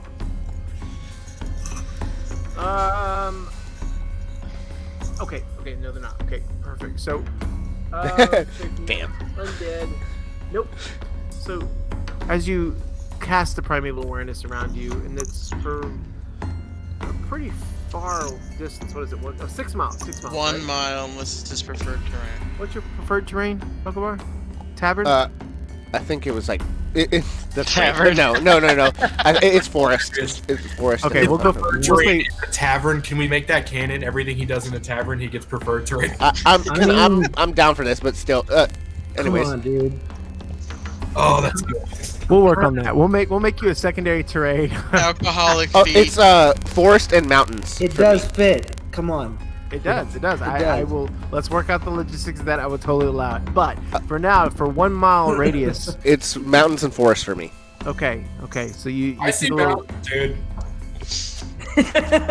Those are bluffs. Okay. Go. Fuck you, he's on your team, asshole. What are you, chaotic? Fuck us? Yeah, chaotic, fuck the That I party. am. Yeah. So, unfortunately, the desert itself seems to collapse down on you. It makes it not your preferred terrain. For 1 mile, you don't sense anything. You don't sense any type of aberrations or celestials or anything that shouldn't be on this plane, and it helps you kind of go to sleep to know that you're in a place as it should be. However, as you lay down and you kind of feel the very coarse sand against you, you do know that it doesn't feel like natural sand. And it's not technically anything that would happen from your primeval awareness. It's certainly from this plane, but there does seem to be something unnatural about it. As I lay down, wherever I lay down, can I try to put some kind of layer between me and the sand, so I'm not trying to? Sure. So you do your best to lay down a blanket and maybe some sheets, another blanket, a pretty good pallet. And Just you 'cause I get a good little- sleep over. But yeah, trying to distance yourself from it helps you sleep a little bit, a tiny bit. Okay, so Talvin and Xanthar, you guys are up there. Okabar just looked around, said, "Hey, no dragons, we're good," and sat down. And then Basically. Did you know he could tell if there were dragons? I did not know that. I did. He might be taking the piss out of us, but if he can do that, that's fucking really good. Where Remind me to ask him why he didn't warn us about that first dragon like a couple weeks ago. Yeah. Oh, is he the bad guy? Because he can sense dragons, and he's never once said, "Oh man, when we first met and the ship crashed, I knew that dragon was coming." Probably. As I'm dreaming, like I coughed money. Roll over. Hey DM, since I added new spells that I just got slots for right before he started because I didn't really have much time to prep, I have the gold for an element of one of my new spells. Like I have the gold to buy it. Like it's 100 gold. Like the element I use has to be a value of 100 gold. Can I knock off 100 gold and say that I bought it? yeah, for things like diamonds or whatever you need. it's a pearl. It's not like a rare item. Sure. For things like diamonds or things you can buy in town, we're gonna say that if you have the spell prepped, you took the forbearance of So, grabbing it on your way out. This one's expensive, so I'll knock off the gold just to be fair. Yeah. Knock off the gold definitely if it's ever of anything of value, but we're gonna say that you have the ingredients. I'm knocking 100 gold off right now. Okay. Okay, cool. So I will turn to Zan and say, hey, remember how a while back you found all that cool shit? Yeah. I saw you only shown us like maybe one or two things. I don't know how many cool things you have, but I got a cool thing. What? What did you get? So remember that evil book that we found? Yes. I didn't get that. I threw that in lava. I said that already, I think. You wait. You threw the evil book in lava? Yeah, I told you that. That's right. You did tell me that. Well, I felt bad about that, so when we were at Trap's house, I was like, oh man, the lads are probably pissed because they got rid of that cool book, but it was definitely evil. I feel like I did the right thing. So anyway, they had a bunch of cool books, and so I was like, I'll get them another book. Right? Okay. So I stole this book, and I'll pull the book out of my... what's it look like again? Would you mind? So on the cover, you have a gigantic number 3. On the spine, you have a small number 3, and as you open it up, leather, brown, leather, red, a little bit of flourishes around the edges, a little bit of gold. It was a nice book when you grabbed it. Yeah. Okay, yeah, this book. But the thing is, I wanted to find out what it was about before I gave it to everyone, and I think I might have found another magical book. Why do you think you found another magical book? Because here's the thing. Nothing's in it, and I'll flip through it. Weird for a book, right? I mean, maybe it's a diary, just needs to be filled out. It just says 3 on the first page. And then on the cover 3, right? Can I ask you a weird question? Sure. So, one of the things that I did find was a box with paper in it. Yes. And I wrote on that paper, and it disappeared. Now, see, that's funny you would say that, because this book wrote something on my fucking ceiling. A giant 3. Not outside, but in the ship. There's a 3 above my bed. I was holding the book, and so I wrote a 3 on the ground, and nothing happened, and then I wrote a 2 in the book, and nothing happened. But I went to bed, and this morning I opened up the book, and the 2 I wrote was gone. Oh shit. Which I've heard this one before, oddly enough. Huh. So, but this is a 2-part guess what? Because here's guess what part 2. Guess what? I just learned a spell I've been working on for a while. Right? Yeah. I'm pretty sure that I can concentrate on this book and know what it is through magic. Ooh. So will you make sure I don't get killed and let me do it? Okay. I'm gonna figure out. I will definitely give you a try. You start to hear in the background. You hear a second voice, and then you hear a third. Do you think they're getting close to us? I think they might be. Should we wake everybody? No, our watch is about to be over. We should fuck off and go identify this book and let the next watch deal with the wolves. Come on, if it's bad, they'll come get us. All right. Well, okay. Yeah, sure. All right. Let's wake them up. So we'll just wake up the next. We don't. I don't know how much longer. Were you saying something, Cal? It's the very beginning of y'all shit.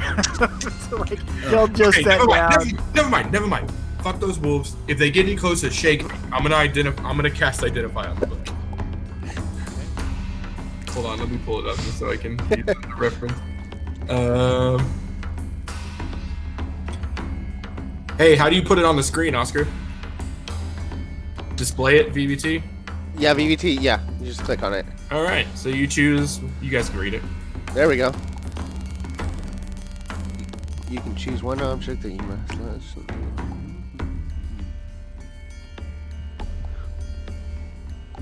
All right. Ooh. I love that because now everybody knows exactly how the spell works. That's brilliant. It's amazing. All right, DM. What happens?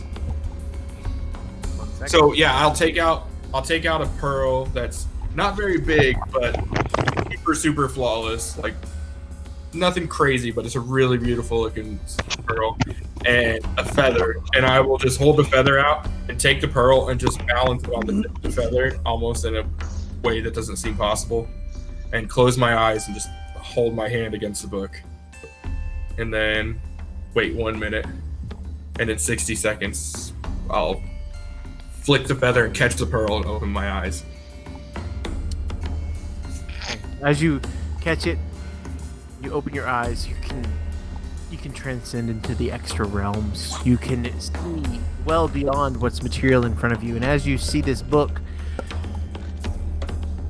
it looks like everything else around you. It's this translucent, hollow feeling thing. The dust around you, certainly, it has some sort of phosphorescent effect to it that almost makes it glow. But as you look at the book itself, there's nothing emanating from it. What's touching the book and what's affecting the book is actually emanating from you.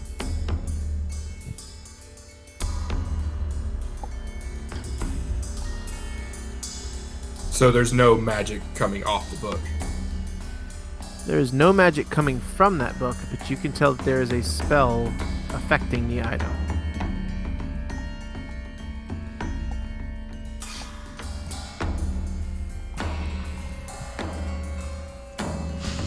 What spell?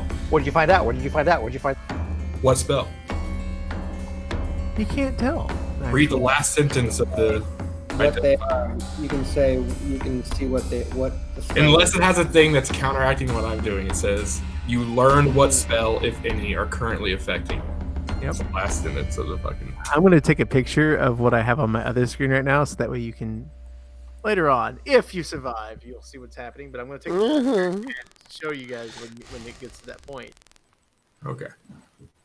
No, I believe if you're telling me knowing that you didn't just miss that I can't tell what kind of spell. No, you absolutely know that there's something strange about it, and something that's coming from you, but you're just not sure. Hey, can I, Okay. Santa? Do you have anything magical on you? Yeah. Can I? Something weird just happened. This is my first time doing this spell, but something is. I should be able to tell what sort of magic and what type of spell or enchantment or whatever. Maybe not enchantments, maybe spells. I don't know. It's my first time, but I'm pretty sure I should know more about this, and I don't. Can I see something of yours? You can hold my magic book. Yeah, I'll just toss them a pair of boots. These are magic. Did you just give me your stinky shoes? Or are these actually magic? These are one of the cool things I found, man. Okay. All right, I will do the same thing. Okay, another one of her gold pieces. Let's see. We get No, it, I we get it. I don't use up the pearl. I just need it. I don't use up the pearl when I do the spell. I just need the pearl and a feather to do the spell. If it's a component, it's used up. It's like the diamond for resurrection. It's used up. Okay. All right. So, are you sure this is what you want me to do it on? Because it's rather expensive to do this. Oh, Do you have anything yeah. cooler that you want me to? Hold up. Did it- I'm wrong. I looked it up. It is not consumed. It doesn't say it's consumed. I was about to say, I'm pretty sure it says Yeah. these elements were consumed. You're Okay. right. Sorry about that. Never mind. I'll do all your shit because it's nighttime and I have so many spells. And I will. yeah. Okay. Then I'll I go. the boots. Okay, I can do the boots. Fine. Well, I know about these honestly, but Well, no. That's even better. Do you know what these do? I know exactly what they do. Okay, even better. So hold on. Give me 60 seconds, and I'll take the pearl out, balance it on the feather, touch the boots, close my eyes. When I'm done, flick the pearl off the feather and catch it, and open my eyes. Beautiful. So as you do that, it's the same kind of view, but these boots are emanating just this blue, crispy, cold feeling. And as you do that, you realize, hey, these boots are resistant to cold damage. You don't know how you know it, but you certainly do know it. You can walk on snow as if you're Legolas crossing the mountains with Gandalf. Cold temperatures don't bug you at all. They're magical boots. Okay. I'll open my eyes and I'll go, these are magic boots. They can protect you from cold, and you can walk on snow. Yeah. No, I know that. I do have a couple things. I'd like to know what they do, though. Perfect. We're definitely doing that. Okay, but first off, you know what? Let's just do that. Give me the shit. Let's do it. We've got. I've got an unidentified slippery ring.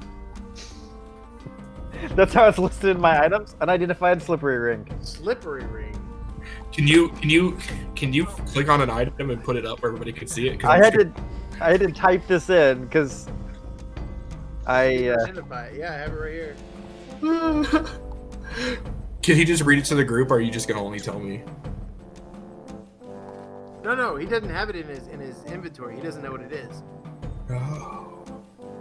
But you don't. He never identified it. Yeah. It's literally. I forgot that I had it. It's literally listed as unidentified slippery ring. But you don't have it with you? No, I had to type it in under other possessions on D&D Beyond. I have no idea what it is. Right, but you do physically have it on your character right now. Yeah, along with literally everything else that I own. Okay, give me the weird ring. Here you go. All right. So you hand it over, and it's a beautifully made ring with a sapphire in the top. And as you cast the spell again, you go through the whole motion. Pearl on a feather. Get it. You realize that this is a ring of force resistance. This is a ring of force resistance. Which, when you wear it, it does require attunement. But when you have wear to attune to it. It makes you resistant to force damage. And you can resist force damage. Oh, wow. Which is one of the most commonly used ones. But he rolled really well, so what do you do? I also have this unidentified sapphire ring. Cool. If I identify both these rings and you can't wear them both, can I wear one? Wait, that is the sapphire ring. That is it? I'm sorry, I had the wrong one. All right. But yeah, you had a different one, right? Yeah, I had an unidentified sapphire ring and an unidentified slippery ring. So that was the sapphire ring. Slippery ring. That's cool. Yep. How many rings can you be attuned to? Because you have so many fingers. You can be attuned to 2 items. Only 2 items. 3. 3 items. Period. Right. You can be attuned to 3 items. Thank you, Dan. So smart, dude. I guess. Whatever. I mean, there's 3 attunement didn't have spots in the character. Potion? It was a Panther? slippery ring. Slippery ring. Black Cypress wood box, blah blah blah blah blah blah. Deck of tarot cards, blah blah blah blah blah. 3 bottles of super premium whiskey, blah blah blah blah blah. Oh. Several minute teeth. Nope, just a couple rings. Okay. Oh, and also some sort of like bag of coughing powder. I figured that one out. Sneezing. Did you put the sneezing in your inventory? That is an actual item. Oh, is it? Yes. I'll have to update that. Okay. I'm trying to use more official items rather than make them up as we go because they're either useless or overpowered. Okay, so the other ring that you hand out, Xanthar. Sorry, Talbert. As you take this ring and you cast your spell again, you look at the ring and you instantly come up with the thought of an ocean, just an endless bit of water, waves as far as the eye can see. And you look down at yourself and you see yourself not sinking as you would expect, but you're standing upon the waves. Now the waves are still rolling and everything, and as you take a step, it plants firmly on the water. And the next step plants firmly on the water. And as you take the ring off, you plunge down into the water and back into your normal self. And you realize that this is a ring of water walking. Also attunement necessary, I imagine. Also attunement, that's correct. Hey, so you have those cool boots that you can walk on top of snow and it's cold, and right? Yep.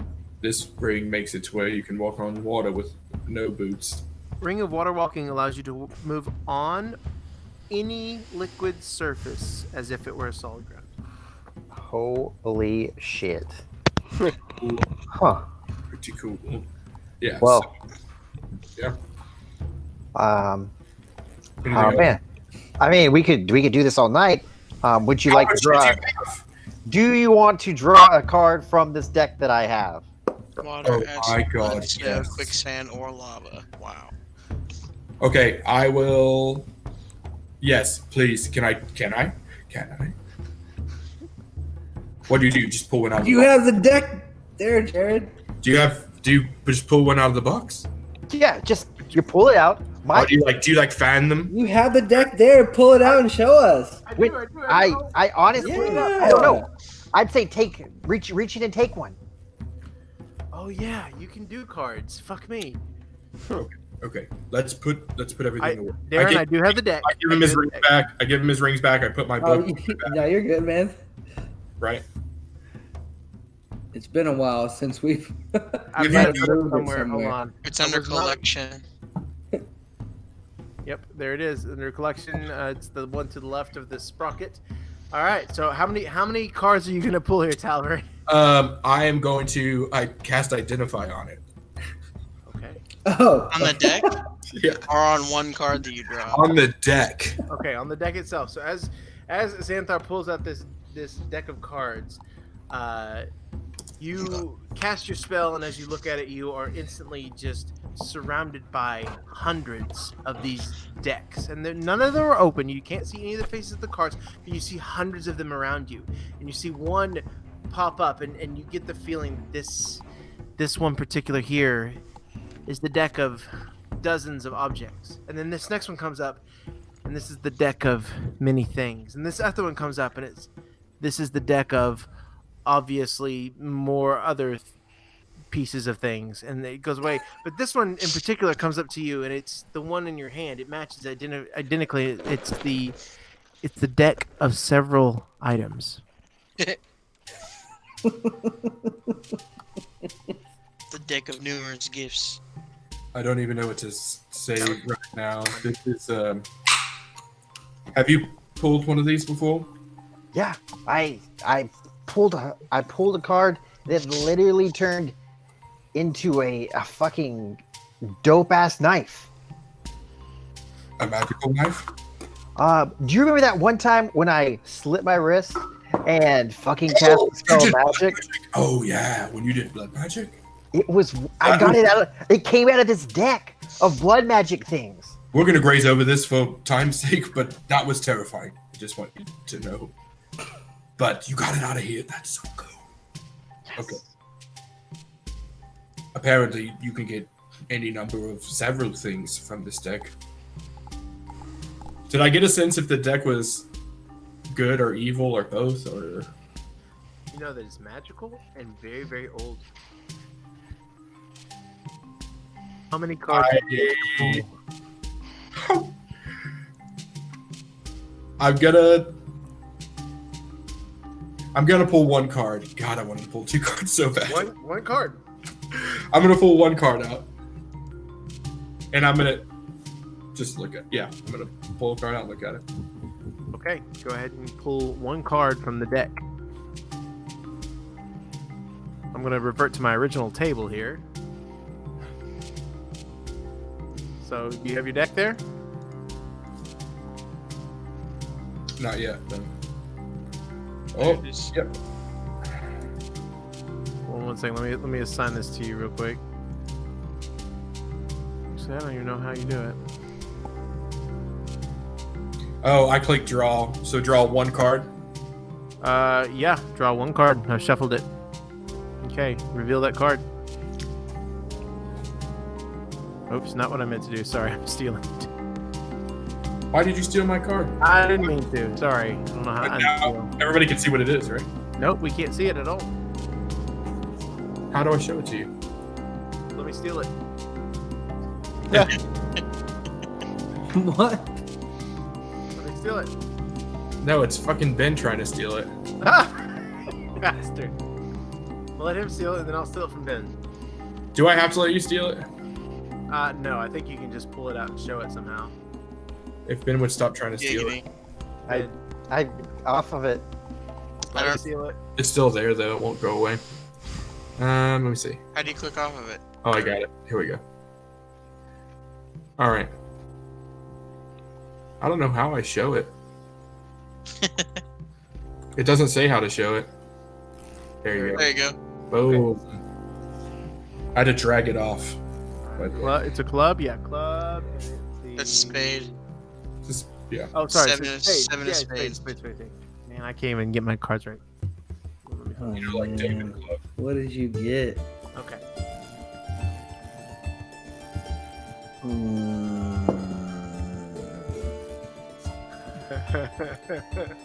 Okay. And the party's dead. Something clicks in the back of your mind. You don't really notice it at first, but you begin to feel the hackles rise as you get this eerie feeling that your name has been revealed to someone or something for the first time. You can feel the primal instinct of being hunted, the feeling of a terrified prey ready to flee. Filled with dread and apprehension, you hear a demonic whisper of your name. As the card burns away from your fingers. You now have the distinct feeling that you are being hunted by something. It's the same sensation as you feel when you're watched, when you catch the faint smell but can't remember where it's from, the same sense of falling when you're in the middle of a dream, the heightened sensory stretch of walking in a pitch black room and brushing something that you don't remember being there. You're now being hunted.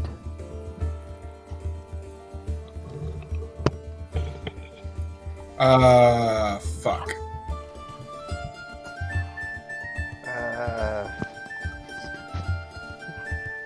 What's up, man?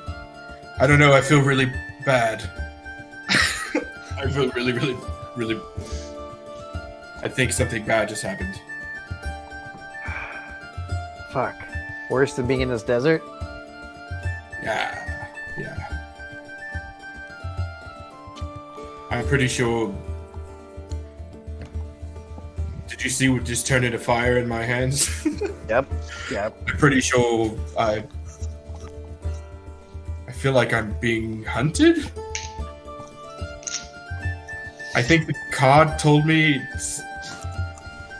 that something was going to hunt, and it said my name, and then it turned into fire. Oh dear.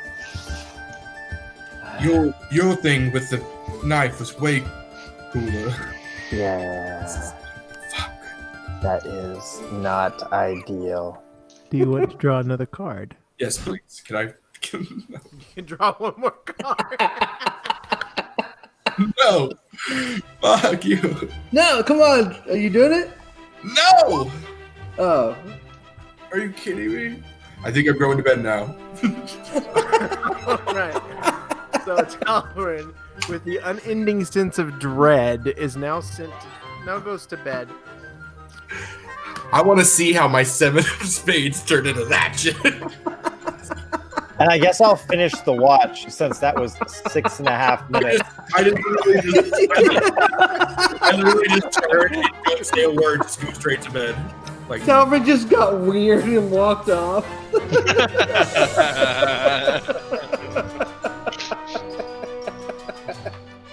The music is now filling. What the fuck is this playing? this is the start of Xanthar killing Talvin. It's like trying to be friends for the first time and giving him a card that gets him kills. The tune version of Yu-Gi-Oh. Yeah, right?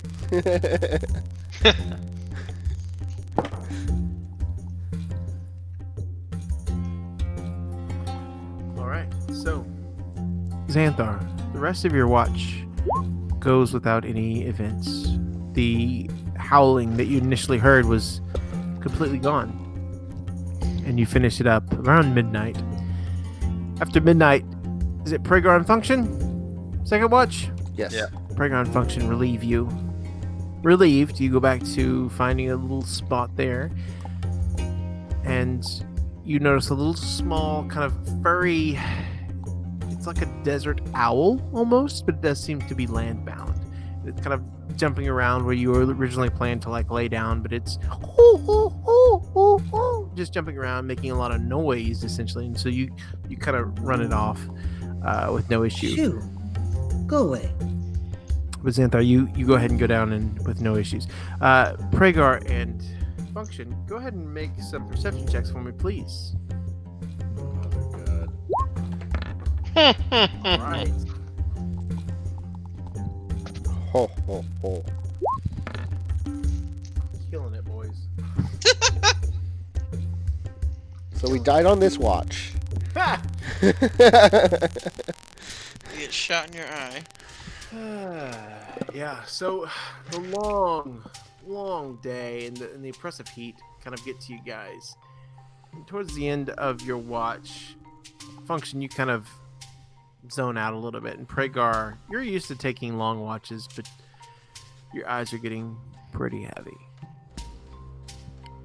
Luckily, nothing else happens. You guys don't notice anything that happens with your 3 and 5 perceptions. The rest of your watch goes pretty How about those owl monkeys, huh? What is an owl monkey? Yeah, me too. Yeah. How are you doing, Function? With all this? I am fine. How are you? Definitely have more on our plate than I anticipated at first. This is the first time we've been able to talk in a while. Yeah, it has been a while. It's been a Well, lot that's happened since the last time we've actually chatted, right? yes. It has. Let me ask you a question. Yes. You saw me try out this this scale, right? I did. Did you feel like a message was sent through it, or do you feel like it was just bullshit that time? I think it was telling us exactly what we needed to know. I think I'm still learning this deity in her, the overall religion, but I didn't feel anything at that point, so I was told that's how to communicate. Didn't really affect me too much. But consistency is important. Yeah. Keep at it, and it will give you the answers you seek. Although they might not be the ones you want, they are the ones that you receive. Take it what you will. So what about you? Any more nightmares or dreams that you've had where you've been in the other people's perspective? Well, I'm evidently juggling the fact that I'm taking all of you to your doom. Why do you think that? She straight up told us that. Yeah. Do you believe her? No, I don't know. We will see. All I do know is, with my friends around me, I believe that we can balance all of this. There's that word again. Balance. Balance this, balance that. Everything is in a balance, isn't it? Friends, how many of us have them? Yes, Friends. Well, I hope we find our balance. me too. And we don't die in this godforsaken desert trying to find it. Agreed. Well, doesn't really seem like anything's going on tonight. So if you ever need to talk again, Function, I'm always here. I know I don't really seem that open, personable person, but for some reason I find some kind of connection when we do chat, so it's nice. Yes.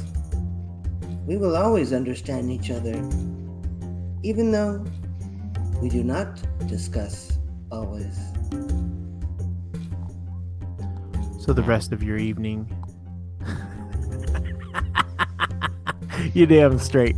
The rest of the evening goes by. The rest of your watch goes by without much event. Eventually you decide it's about 4:30 a.m.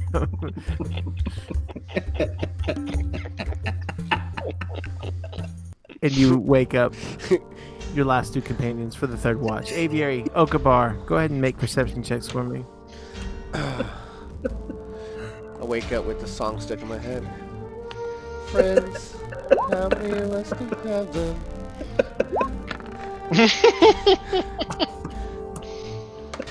There we go. Roll. Jesus, that +8 though. Jesus Christ. That's awesome. I see everything. Oh no. Yes, you do.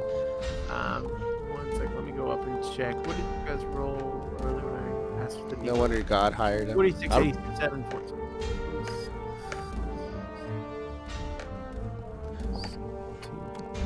Friends, somebody you can depend on. Should've Alright. drew another card, Tal. So, stop tapping. What is that? I don't know. So as the evening goes by, you put your sharpest two eyes to see and greet the morning light.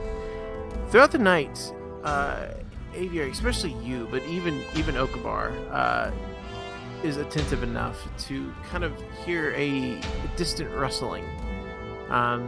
There's no bushes, there's no shrubbery to have that, but there's certainly something moving out there. And Aviary, because you rolled it so damn high, you hear a little bit of growling and a little bit of maybe a struggle, if you will, just kind of some snarling and some growling and some tugging.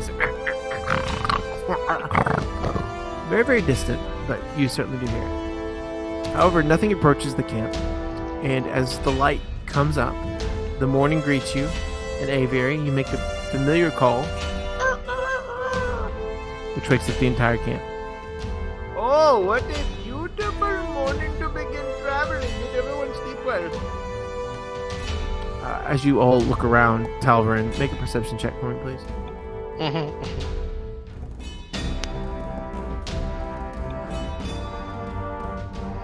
But did you die? Oh no! Can we try to see if there's anything like That's weird how about the funny sand? it is. There's two magical items that could be both killing me literally right now. So As you wake up, the first thing you feel is a small nudging at your side. You slowly peel one eye open and look down. It's one of those little fluffy owls, just kind of nudging in as if they'd slept next to you just so peacefully. As you lean up a little bit, they kind of startle, and all three of the owls run away into the desert sands. What are they running from? Him moving, they had all snuggled up Okay. against him in the evening. He seems to be warm, and then they all left. I rolled a 20. Oh, what a beautiful day. Now, let us please go about and start making preparations. I like to begin every day with a nice long stretch. Would anybody care to join me with my stretching? Sure. Yes. Good. Okay, first one is touch it. So he goes ahead and leads you through like a very simplistic exercise routine. You guys are much more dexterous to where it was pretty easy. Longfoot, how much further is it based on the map and where we are now? Oh, where are we going? We gave you the map. Oh, yes, this super helpful map, and you said that you wanted to go to, what was it, the Salted Moat? Yeah, the moat. Ah, yes. So to get to the moat is probably another 2 days through this terrain. Great. Cool. Perfect. All right. So as we go, just make sure you pay attention. Do not try your best not to breathe in the dust. I seem to have an irritating effect to the skin, and I can only imagine what it would do to your lungs. Word. So here we go. don't breathe. Can I wrap my thing around my face and? Yes, absolutely. That is what I would recommend. He pulls his Bujerban scarf over his face and begins to mount his camel. I pull my cloak up over mine too. Okay.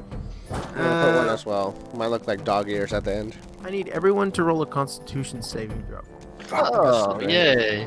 Everybody gets a +3 though, right? Yep. What for? Yeah, For why? his. What's For it me, called? because I get a +3 to anybody that's. Put it on here. You get +3 to anybody what now? Hold on. I'm gonna say the DC is not very bad because of where you guys stayed. You all rolled really high on your perception. Hey. Xanthar, roll a Constitution saving throw for me, please. Thank you. Oh shit. Okay. And what was the +3 for, Prigar? I think he's looking it up. So it says +3 on saves, but it's not letting me. I'm trying to find the actual thing. You can say it for you. Is it for everybody or for just for you? Aura of protection. While you're okay, here it is. I'll see if I can share it, but I don't think it. Yep, there it is. Boom. That didn't do shit. Beautiful. Is that That's beautiful. Right? Okay, well it says display in VTT, right? And that's all I'm supposed to hit. Supposedly. Maybe. Alright, well, anyways, Says anybody within 10 feet of me that makes a saving throw gains a bonus to the saving throw equal to your charisma modifier, which is the +3. I must be conscious. And I did say it was a saving throw. Yes, I did. Perfect. Okay. You guys. So 23. Yep. You had 27. 27. Jesus. So. You know that when you started off, you had 100 gallons of water. That's 800 pounds, by the way, distributed amongst your camels. You go through a gallon of water every day. So you're down, 7 gallons of water now. You all take very good care of, eating the right amount, making sure you're hydrated, keeping the sand out of your mouth. So no one yet has suffered any type of exhaustion or any type of extenuating circumstances. You all... No problem. So all 7 of the party continue to travel throughout the desert. So as we're traveling along, the camels are all kind of in a line. You begin to crest these dunes, and the dunes are not like the sand dunes of a normal desert. They're more of like uneven piles of this really fine, coarse, sandy just shit. There's not a whole lot of wind to kick it up. It's relatively calm, relatively still, getting very, very hot. The heat tends to emanate from the ground itself and not from the sky, and so it's just miserable, to be honest. What is Aviary doing? Is he riding a camel? Yep, Aviary is riding his camel. I will ride my camel up to Aviary. Ask him if he... Hey, Aviary, if you were to go look at the map that we gave our guide and then use your navigational sense, you think you could tell if this guy knows where he's taking us or if we're just wandering through the desert? That map is for a different part of the continent. We have a map for this though, don't we? We looked at it earlier. We just have the main map. Yeah, but we had a map. Was he just showing us or does the party have a map? By God. Because he showed us a map that had the... Yeah, the salted wastes and the salted moor. There we go. Salted land. The moat. So we gave... Moat. Jared, we gave that map to the guide, right? Yes. This is what you guys have. So, Aviary, what I'm asking is, would you go take a peek at the map we gave him and see if it seems like he knows where he's taking us? I mean, What if he has no idea what he's talking about and we're walking in the wrong direction? We're going somewhere where he doesn't even know, so... Yes, but he has a map and he knows what direction we're walking, just like you do. I'm just saying, go see if it seems like we're going the right direction. Okay, I don't know what I'm doing, but alright. You're the navigator, aren't you? Why did we make you the navigator? Fuck! That's a question. Did we not vote on this? We did. Yeah, we did. Maybe you're really instinctually good at a thing that navigators have to be good at. Who knows? God, It would seem that Yeah, aviary you had know- a huge influence on all of our roles. You know that the navigator for the ship only needed to know how to read clouds, right? well, no, I didn't think of that at Yeah. all until you said it just now. So you're not going to look then? This is just a shit idea. You want me to do it? It's not a cloud map. No, but you're saying you trust my stupid ass more to go look at the map and see if I think we're going in the right direction. I'm saying I trust the stupid ass guy that we're going the right direction. Well, you're fucking all right. Cal, you should Oh, look you're at a the good map. person. I get it. Fine. Keep going. Here we go. We're going in the right direction. I know it. I feel it in my bones. He doesn't know we're going the right direction because his bones told him. Oh, these are the bones of a navigator. I know it for sure. All right. So, as That's you guys cool. are traveling along, sorry, I need each of you to make a survival check. Fuck. Survival. Never heard of it. It's wisdom. Nat 1, baby. Whoa, damn it! I did it one. I fucked up. Not many times a DM gets to use this. It's pretty. Oh, yes. Yeah. Oh, most indeed, most impressive. Yes. 2 weak ass beginnings and the rest is good. Yep, 2 1s. But a natural one, dude, something's gotta. You gotta fall on your third ass. We're doing great. 3 of hearts. What the fuck does that mean? Oh, you want me to look that up? No. That's Man, you better stop, dude, or he's gonna make you take a card. All right, those are. I wish those you would take a card, fucker. I can't believe I just let you do that to me. are... All right, so I knew it. Do it. Do it. Sweet. Game. as you're going throughout the day, it's a little bit after your midday meal. You're going, and the endless desert just keeps continuing on and on. All of a sudden, you start to hear a bum, bum, bum, bum, ba-bum, ba-bum. This drumming sound. It doesn't come from any particular direction. It continues. Just, it seems to be coming from all around you. Ba-ba-ba-bum, ba-ba-ba-ba-bum, ba-ba-ba-ba-bum. This drumming noise. And as you stop, Monk Brother Longfoot says, "Hold on 1 second." As you stop, ba-ba-ba-ba-ba, the drumming stops. I am not an expert when it comes to drumming noises. Is there someone else here who might perhaps know what the signal means? Cal, isn't drumming a No, musical thing? that's not. I don't think that's what he means. I mean, do they sound just like musical drums, or do they sound like anything I've ever heard before? They Or sound like, yeah, timpanis, like very deep timpanis. I mean, the drums, but it's not like drums are pretty not complex. He's asking if anybody knows what this pattern of drumming means. And this stopped as soon as we stopped? Yeah, everybody stopped. Nobody's moving. Is the sound still happening while we're sitting still? No, it's absolutely gone. Can I throw a coin to see, like, or something, like, to see if something would happen? Sure. You Throw a take rock. Don't. What are you guys throw gold? Oh, cool.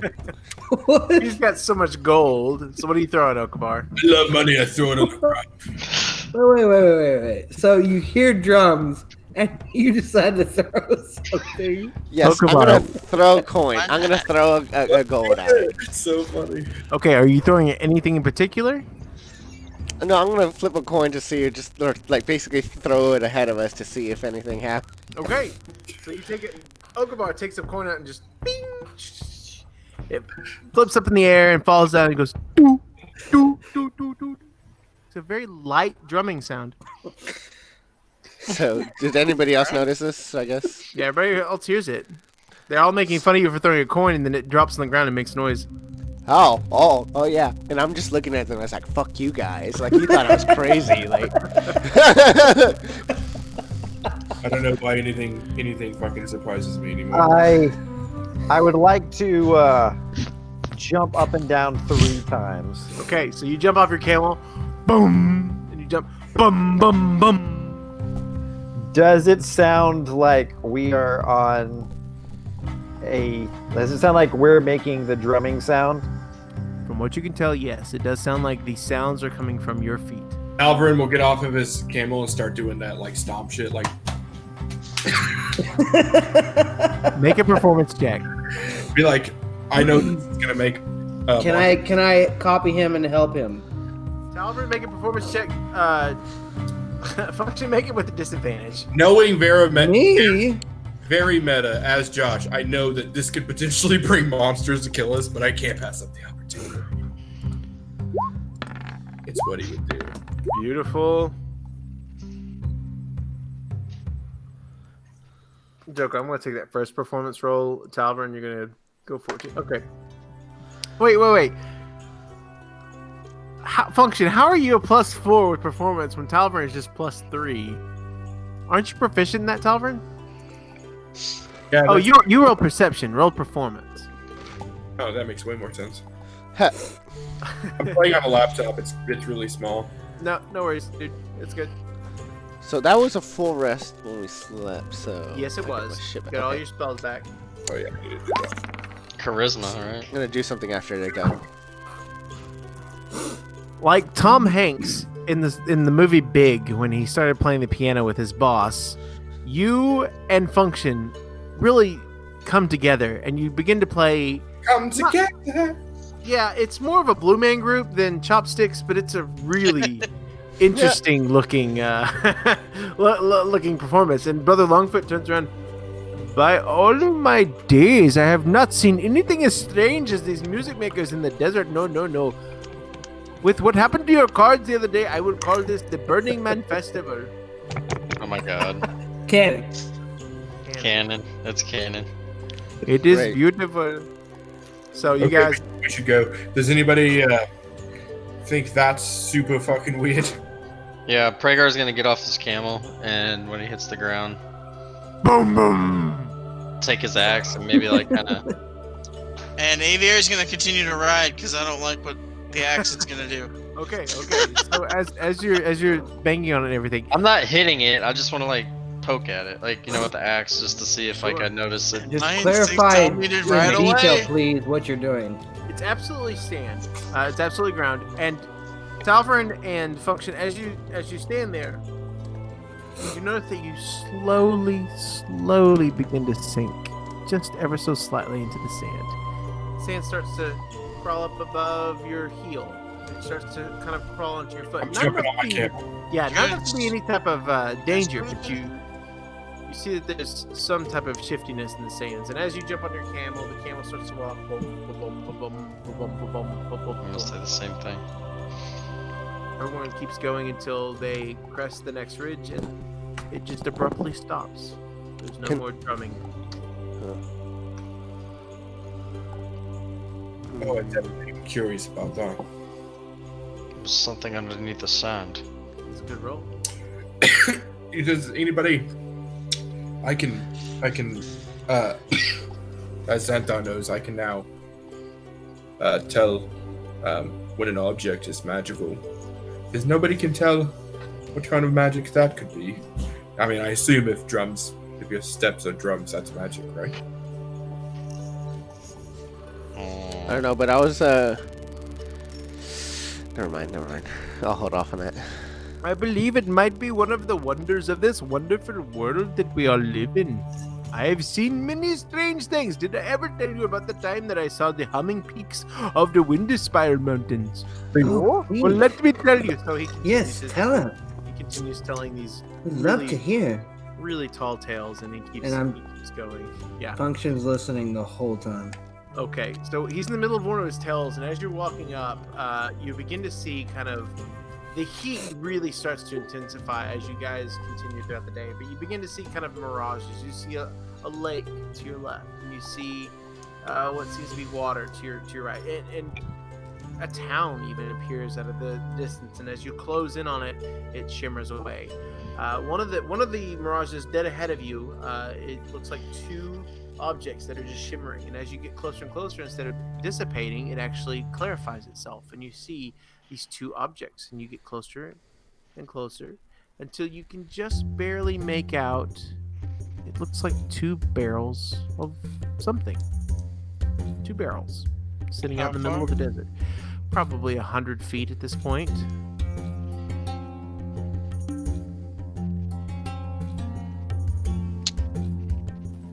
Does everybody see the barrels, or is that just me?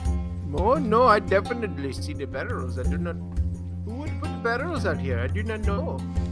Aviary, should you investigate?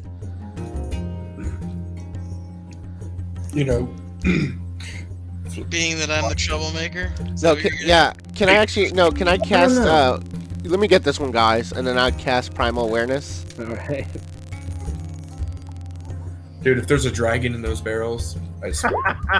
It's not just fucking dragons, but I love you guys. So, did it roll? Do you need to roll? I did it. Or is it?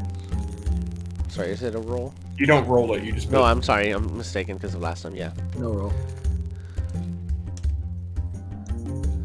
Let me look at something really quick. Yeah, it's third level. dragon. Or aberration, celeste, dragons, elementals, fae, friend, fiends, undead. Ha! Uh, As you reach out with your primal senses, you don't sense anything in any direction.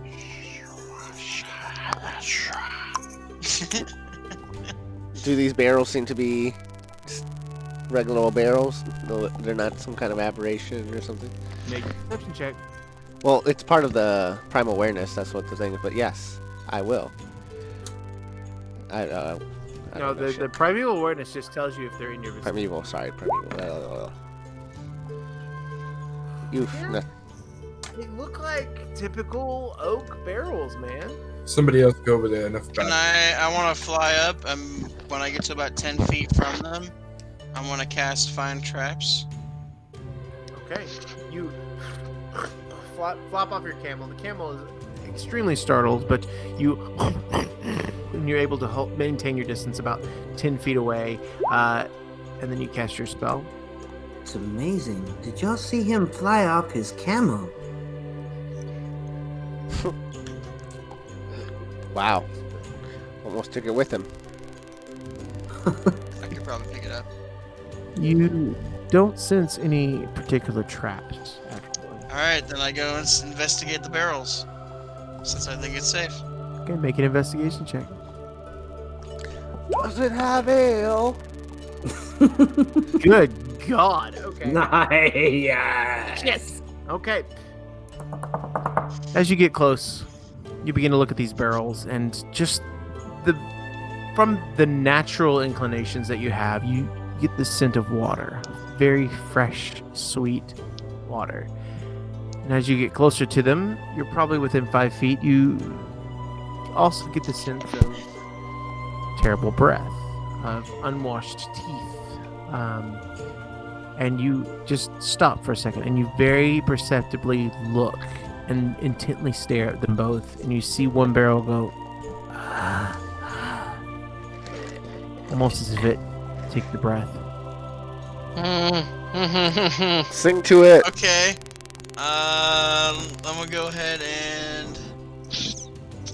You said it's water inside the barrel, supposedly? Well, that's what you smell. Oh, that's what I smell. Okay. Sing to it. I'm gonna go ahead and... I'm gonna attack the barrel. You should have asked Xanthar if he wanted to have lunch with it. Yeah, good point. Okay, so the one on the left is the one with the water scent. You're attacking the one on the right. I'm attacking whichever one smells more like halitosis.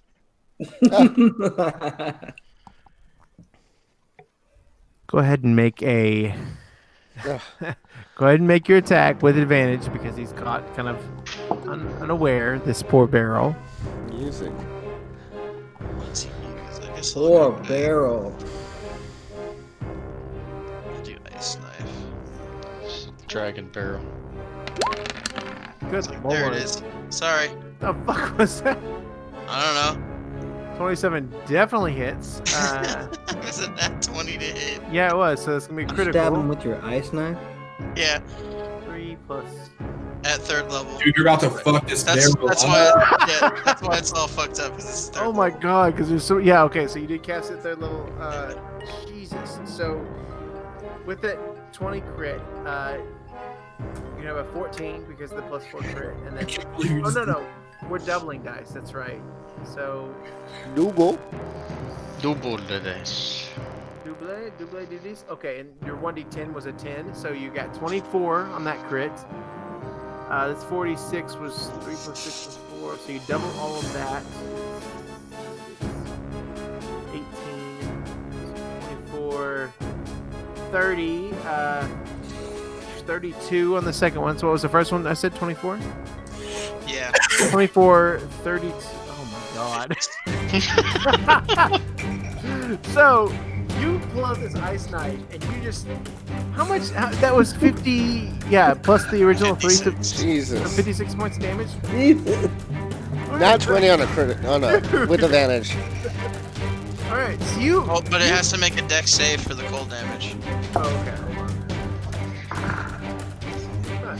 That's a 6. Yeah. Okay. So that's an extra 12 is. Okay. So because this poor mimic chose to imitate a barrel, and the barrel was filled with water, and you chose to attack it with ice, that's probably the worst decision of its respectably ending life at this point. So you stab it with no issue, and it goes straight through the middle, and the cold just causes the innards to expand. And I'm not going to say because it only has 2 hit points left. It gives up on life and ends up dying at that point. Good lord, what a hit, man! That's pretty rad. Nice hit. Yeah. Does the other one do anything in retaliation? The other one kind of wobbles a little bit because there was water in it and you bumped it. How far away is the party from Aviary and the barrels? I mean, the party saw one of these barrels just explode and just kind of fall I was into like, like did he- mimicky. Is he fighting a barrel? Please. It looks like he is fighting a barrel, yeah. Now there's like purple blood and there's half of a tongue and a whole bunch of like nasty shit everywhere. Gross. Oh, that ooze from Power Rangers. Oh, look at this! We have another barrel of water. That is very good. So we can fill up the 7 gallons that we. Yeah. So Brother Longfoot gets down. It's it's a 42-gallon barrel, no problem. So here, let me put this on and. Saved you some work, Avery. Oh, very nice. Good job. Hey, I'd like to, while he's doing that, I'd like to look around and see if I have any idea why there's a barrel in the middle of the fucking desert. Make a perception check. Cool. Trap door. Into the caverns. Didn't go to. Fuck you. Nope. It looks like the mimic was setting a trap using a water barrel. Huh. Yeah. Pretty cool. Give me 2 seconds, guys. Gotta pee real quick. We could have interrogated the mimic, but it looked like Aviary just Do mimics speak? fucking killed it. I don't think They do. Wienertosis. Yeah. That. Thanks, Tav. Hey, well, God's not watching. Anybody want to do some gay stuff? Let's do some sending. Let's be meta. All of a sudden, I have a feeling that I could get away with anything. Yeah, mimics don't speak anything.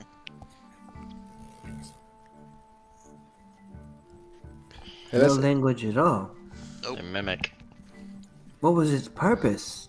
To dig into the Look sand. like a barrel and eat something, like everything else in life. I mean, it's That's weird that it. it's out here. It's super weird that it's out here. So sorry, guys. Okay. What a random place to put a mimic. I mean, who puts mimics places? Who throws a shoe? Why was it in a barrel of all places? Mimics Yes, can do anything. Exactly. No, I'm just Now you understand, Okabar. dumb. Ah, It's in a barrel because the thing you would want most in the desert is water, so mimicked a barrel. It looked like a barrel because of the other one next to it. Yeah, what he the hell? So, having refilled your stole that barrel of water. water reserves, you begin to make your way forward. And as you go forward, you see what is very nice. Thank you. You continue to push on, and it's getting a little bit later in the evening. Let me see. We're skipping that encounter. That one's stupid. I need everyone to roll a perception check for me real quick. Oh no! Perception. Hey, your damn perception. Fucking crazy. Yeah, can we all decide as a party to stop looking at stuff and just let every area look at it? Natural Why 20. do you think I'm always volunteering him? Yeah, I got a natural 20 plus 1. 19, 20. Natural 9. Gotta cover for those. Yeah. I don't know why I rolled twice, but I the don't either. first one was a natural 20. The only one that really felt it was the Joker. Alright, so as you continue never to see go anything. through, who is Joker? Who's?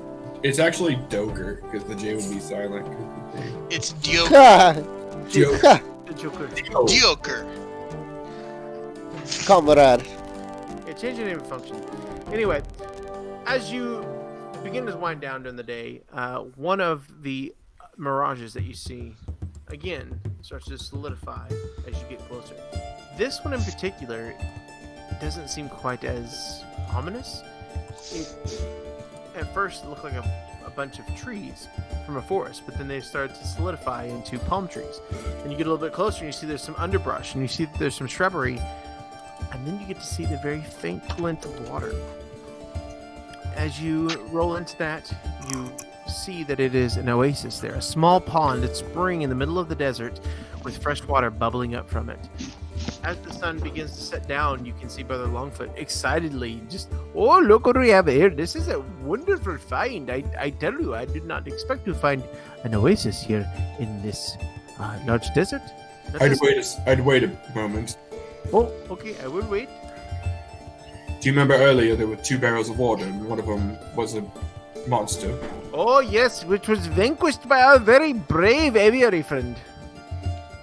Yes. Birdman, you wanna check this shit out? Apparently you've got it on lock. Yeah, right. Thanks, man. Make an investigation check for me, Aviary. Please be real, please be real, please be real. I wanna go swimming so bad. Like skinny dipping. Jesus. The faint breeze of fresh water, the smell of coconut, and the taste of underbrush are all just prevalent in your nostrils as you do a quick flyby. Come around. Yeah, it looks as real as it can be. Let's all go in together, yes? Come on, the water's great. All right. So, Last one in is a rotten egg. I wanna go check. I wanna check the water, look in the water, okay. smell The water does seem very fresh. It does have a film, like a thin layer of red, and it seems to be where the dust has blown in and settled. Again, it's a very just weird, filmy flavor, but the water itself, once you push that away, you're able to I'm drink gonna say there's probably some sort of a magic eel in here that will kill me like everything else in the world, but fuck it, and I'll take all my clothes off and jump in the water. Okay. It's refreshing. It's not cold, but it's cool. Man, it feels great. Hey, I just want you guys know, the whole time you guys are swimming around, I'm just walking around on top of the water, just like kicking it a little bit. And if anybody asks me what I'm doing, I just disgruntledly say checking for traps. What are you doing? As I realize that magic checking for traps is so much better than physically checking for traps. I'm just kicking water, upsettedly. I'm gonna just put my toes and my hands in the water because that's a good way to cool myself off. Shit off of you, son. Yeah, I'm just washing my armor off from this dust and shit. And you wash and you try your best to get it off, but it seems that you turn around, you leave it there for 10 minutes, and you turn around and it's got just another thin, barely perceptible layer of this red fine dust on it, but it's certainly there. Functions on high alert. Okay, high alert. All right, so as the day slowly starts to close, we refill our water once again. We're okay on water. Haven't had any problem with that. Who wants to set watches for tonight? I'll go first. I guess we do reverse then. I guess I'll be last. Are we doing it in pairs or just one? We can do pairs. Pairs work. Okay. All right. I'll pair up with Okabar. Okay, Okay, Okabar. well, I think me and Abe did the first. Oh, okay, that's fine. Okay, so Aviary, Okabar, go ahead and roll perception checks for me real quick.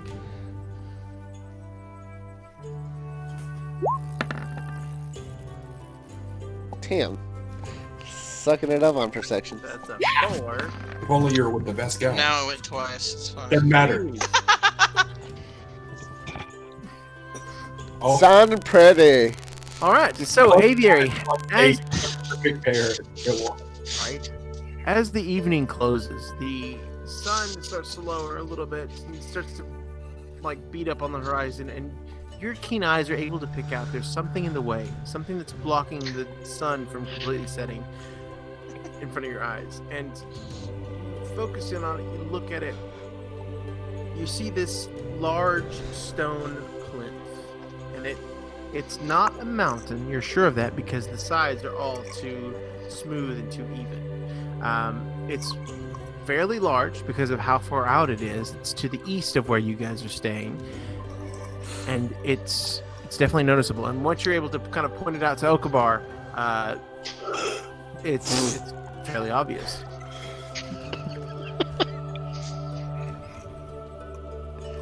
Yeah, there's something over there. Can I just I can shoot spot things. I don't relay info. Cool. I'm gonna shoot an arrow. Can I shoot an arrow that direction? Just drunkenly on the end of my watch. Just What is that? Already drunk? Okay, cool. Wait, where? Just flashback. Just drunk and shooting shit. Oh my, you got me in the head. Oh no, I didn't. Make an attack roll against the plinth in the distance.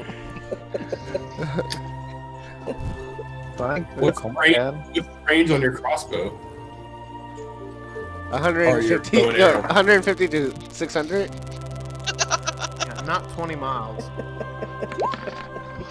20 miles. Not far. Okay, so you pull your bow back, you release it. It's gone. I got it. I turn to Abe and I tell him I got it. Good enough for me. Let's get back to this Don't worry about watch. it. Okay, so as you go back to your watch, yeah, you just kind of patrol around. There's some fig trees over by the side. It seems there's a bush of some type of melon that you've never seen. You're able to scavenge some food. It's nothing spectacular, but it's an interesting little oasis there. How big is this tree? The tree is not very big at all. It's maybe a tall shrub. Okay. Okay. All right. So the end of your watch closes without much anything else really going on. It turns about midnight. Second watch. Who's that? I can do it.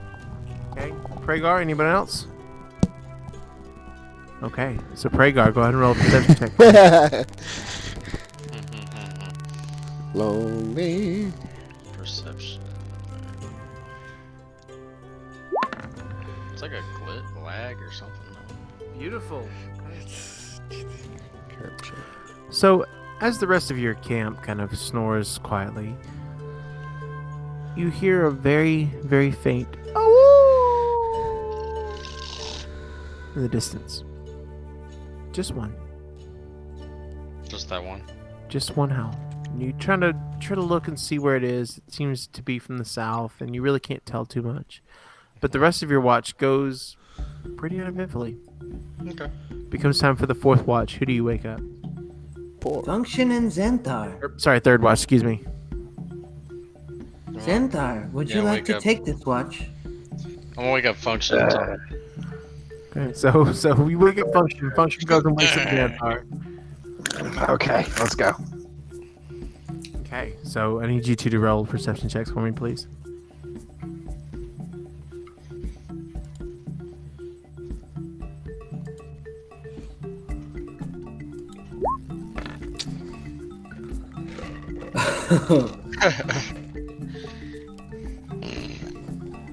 Shit. Oh, okay. In Function, I'm taking your first roll, unfortunately. Oh, sorry, I didn't know I rolled twice. That's fine. Dude, you're good. You're good. They're both great. Don't let it happen again. Oh, Y'all are doing great.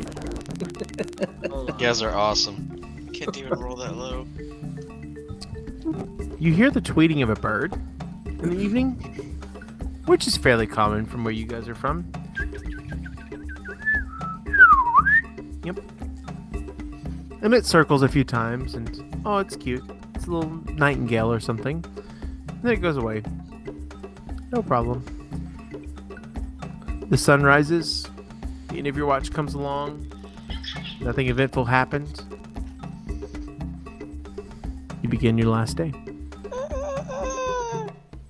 Thank you, Avier.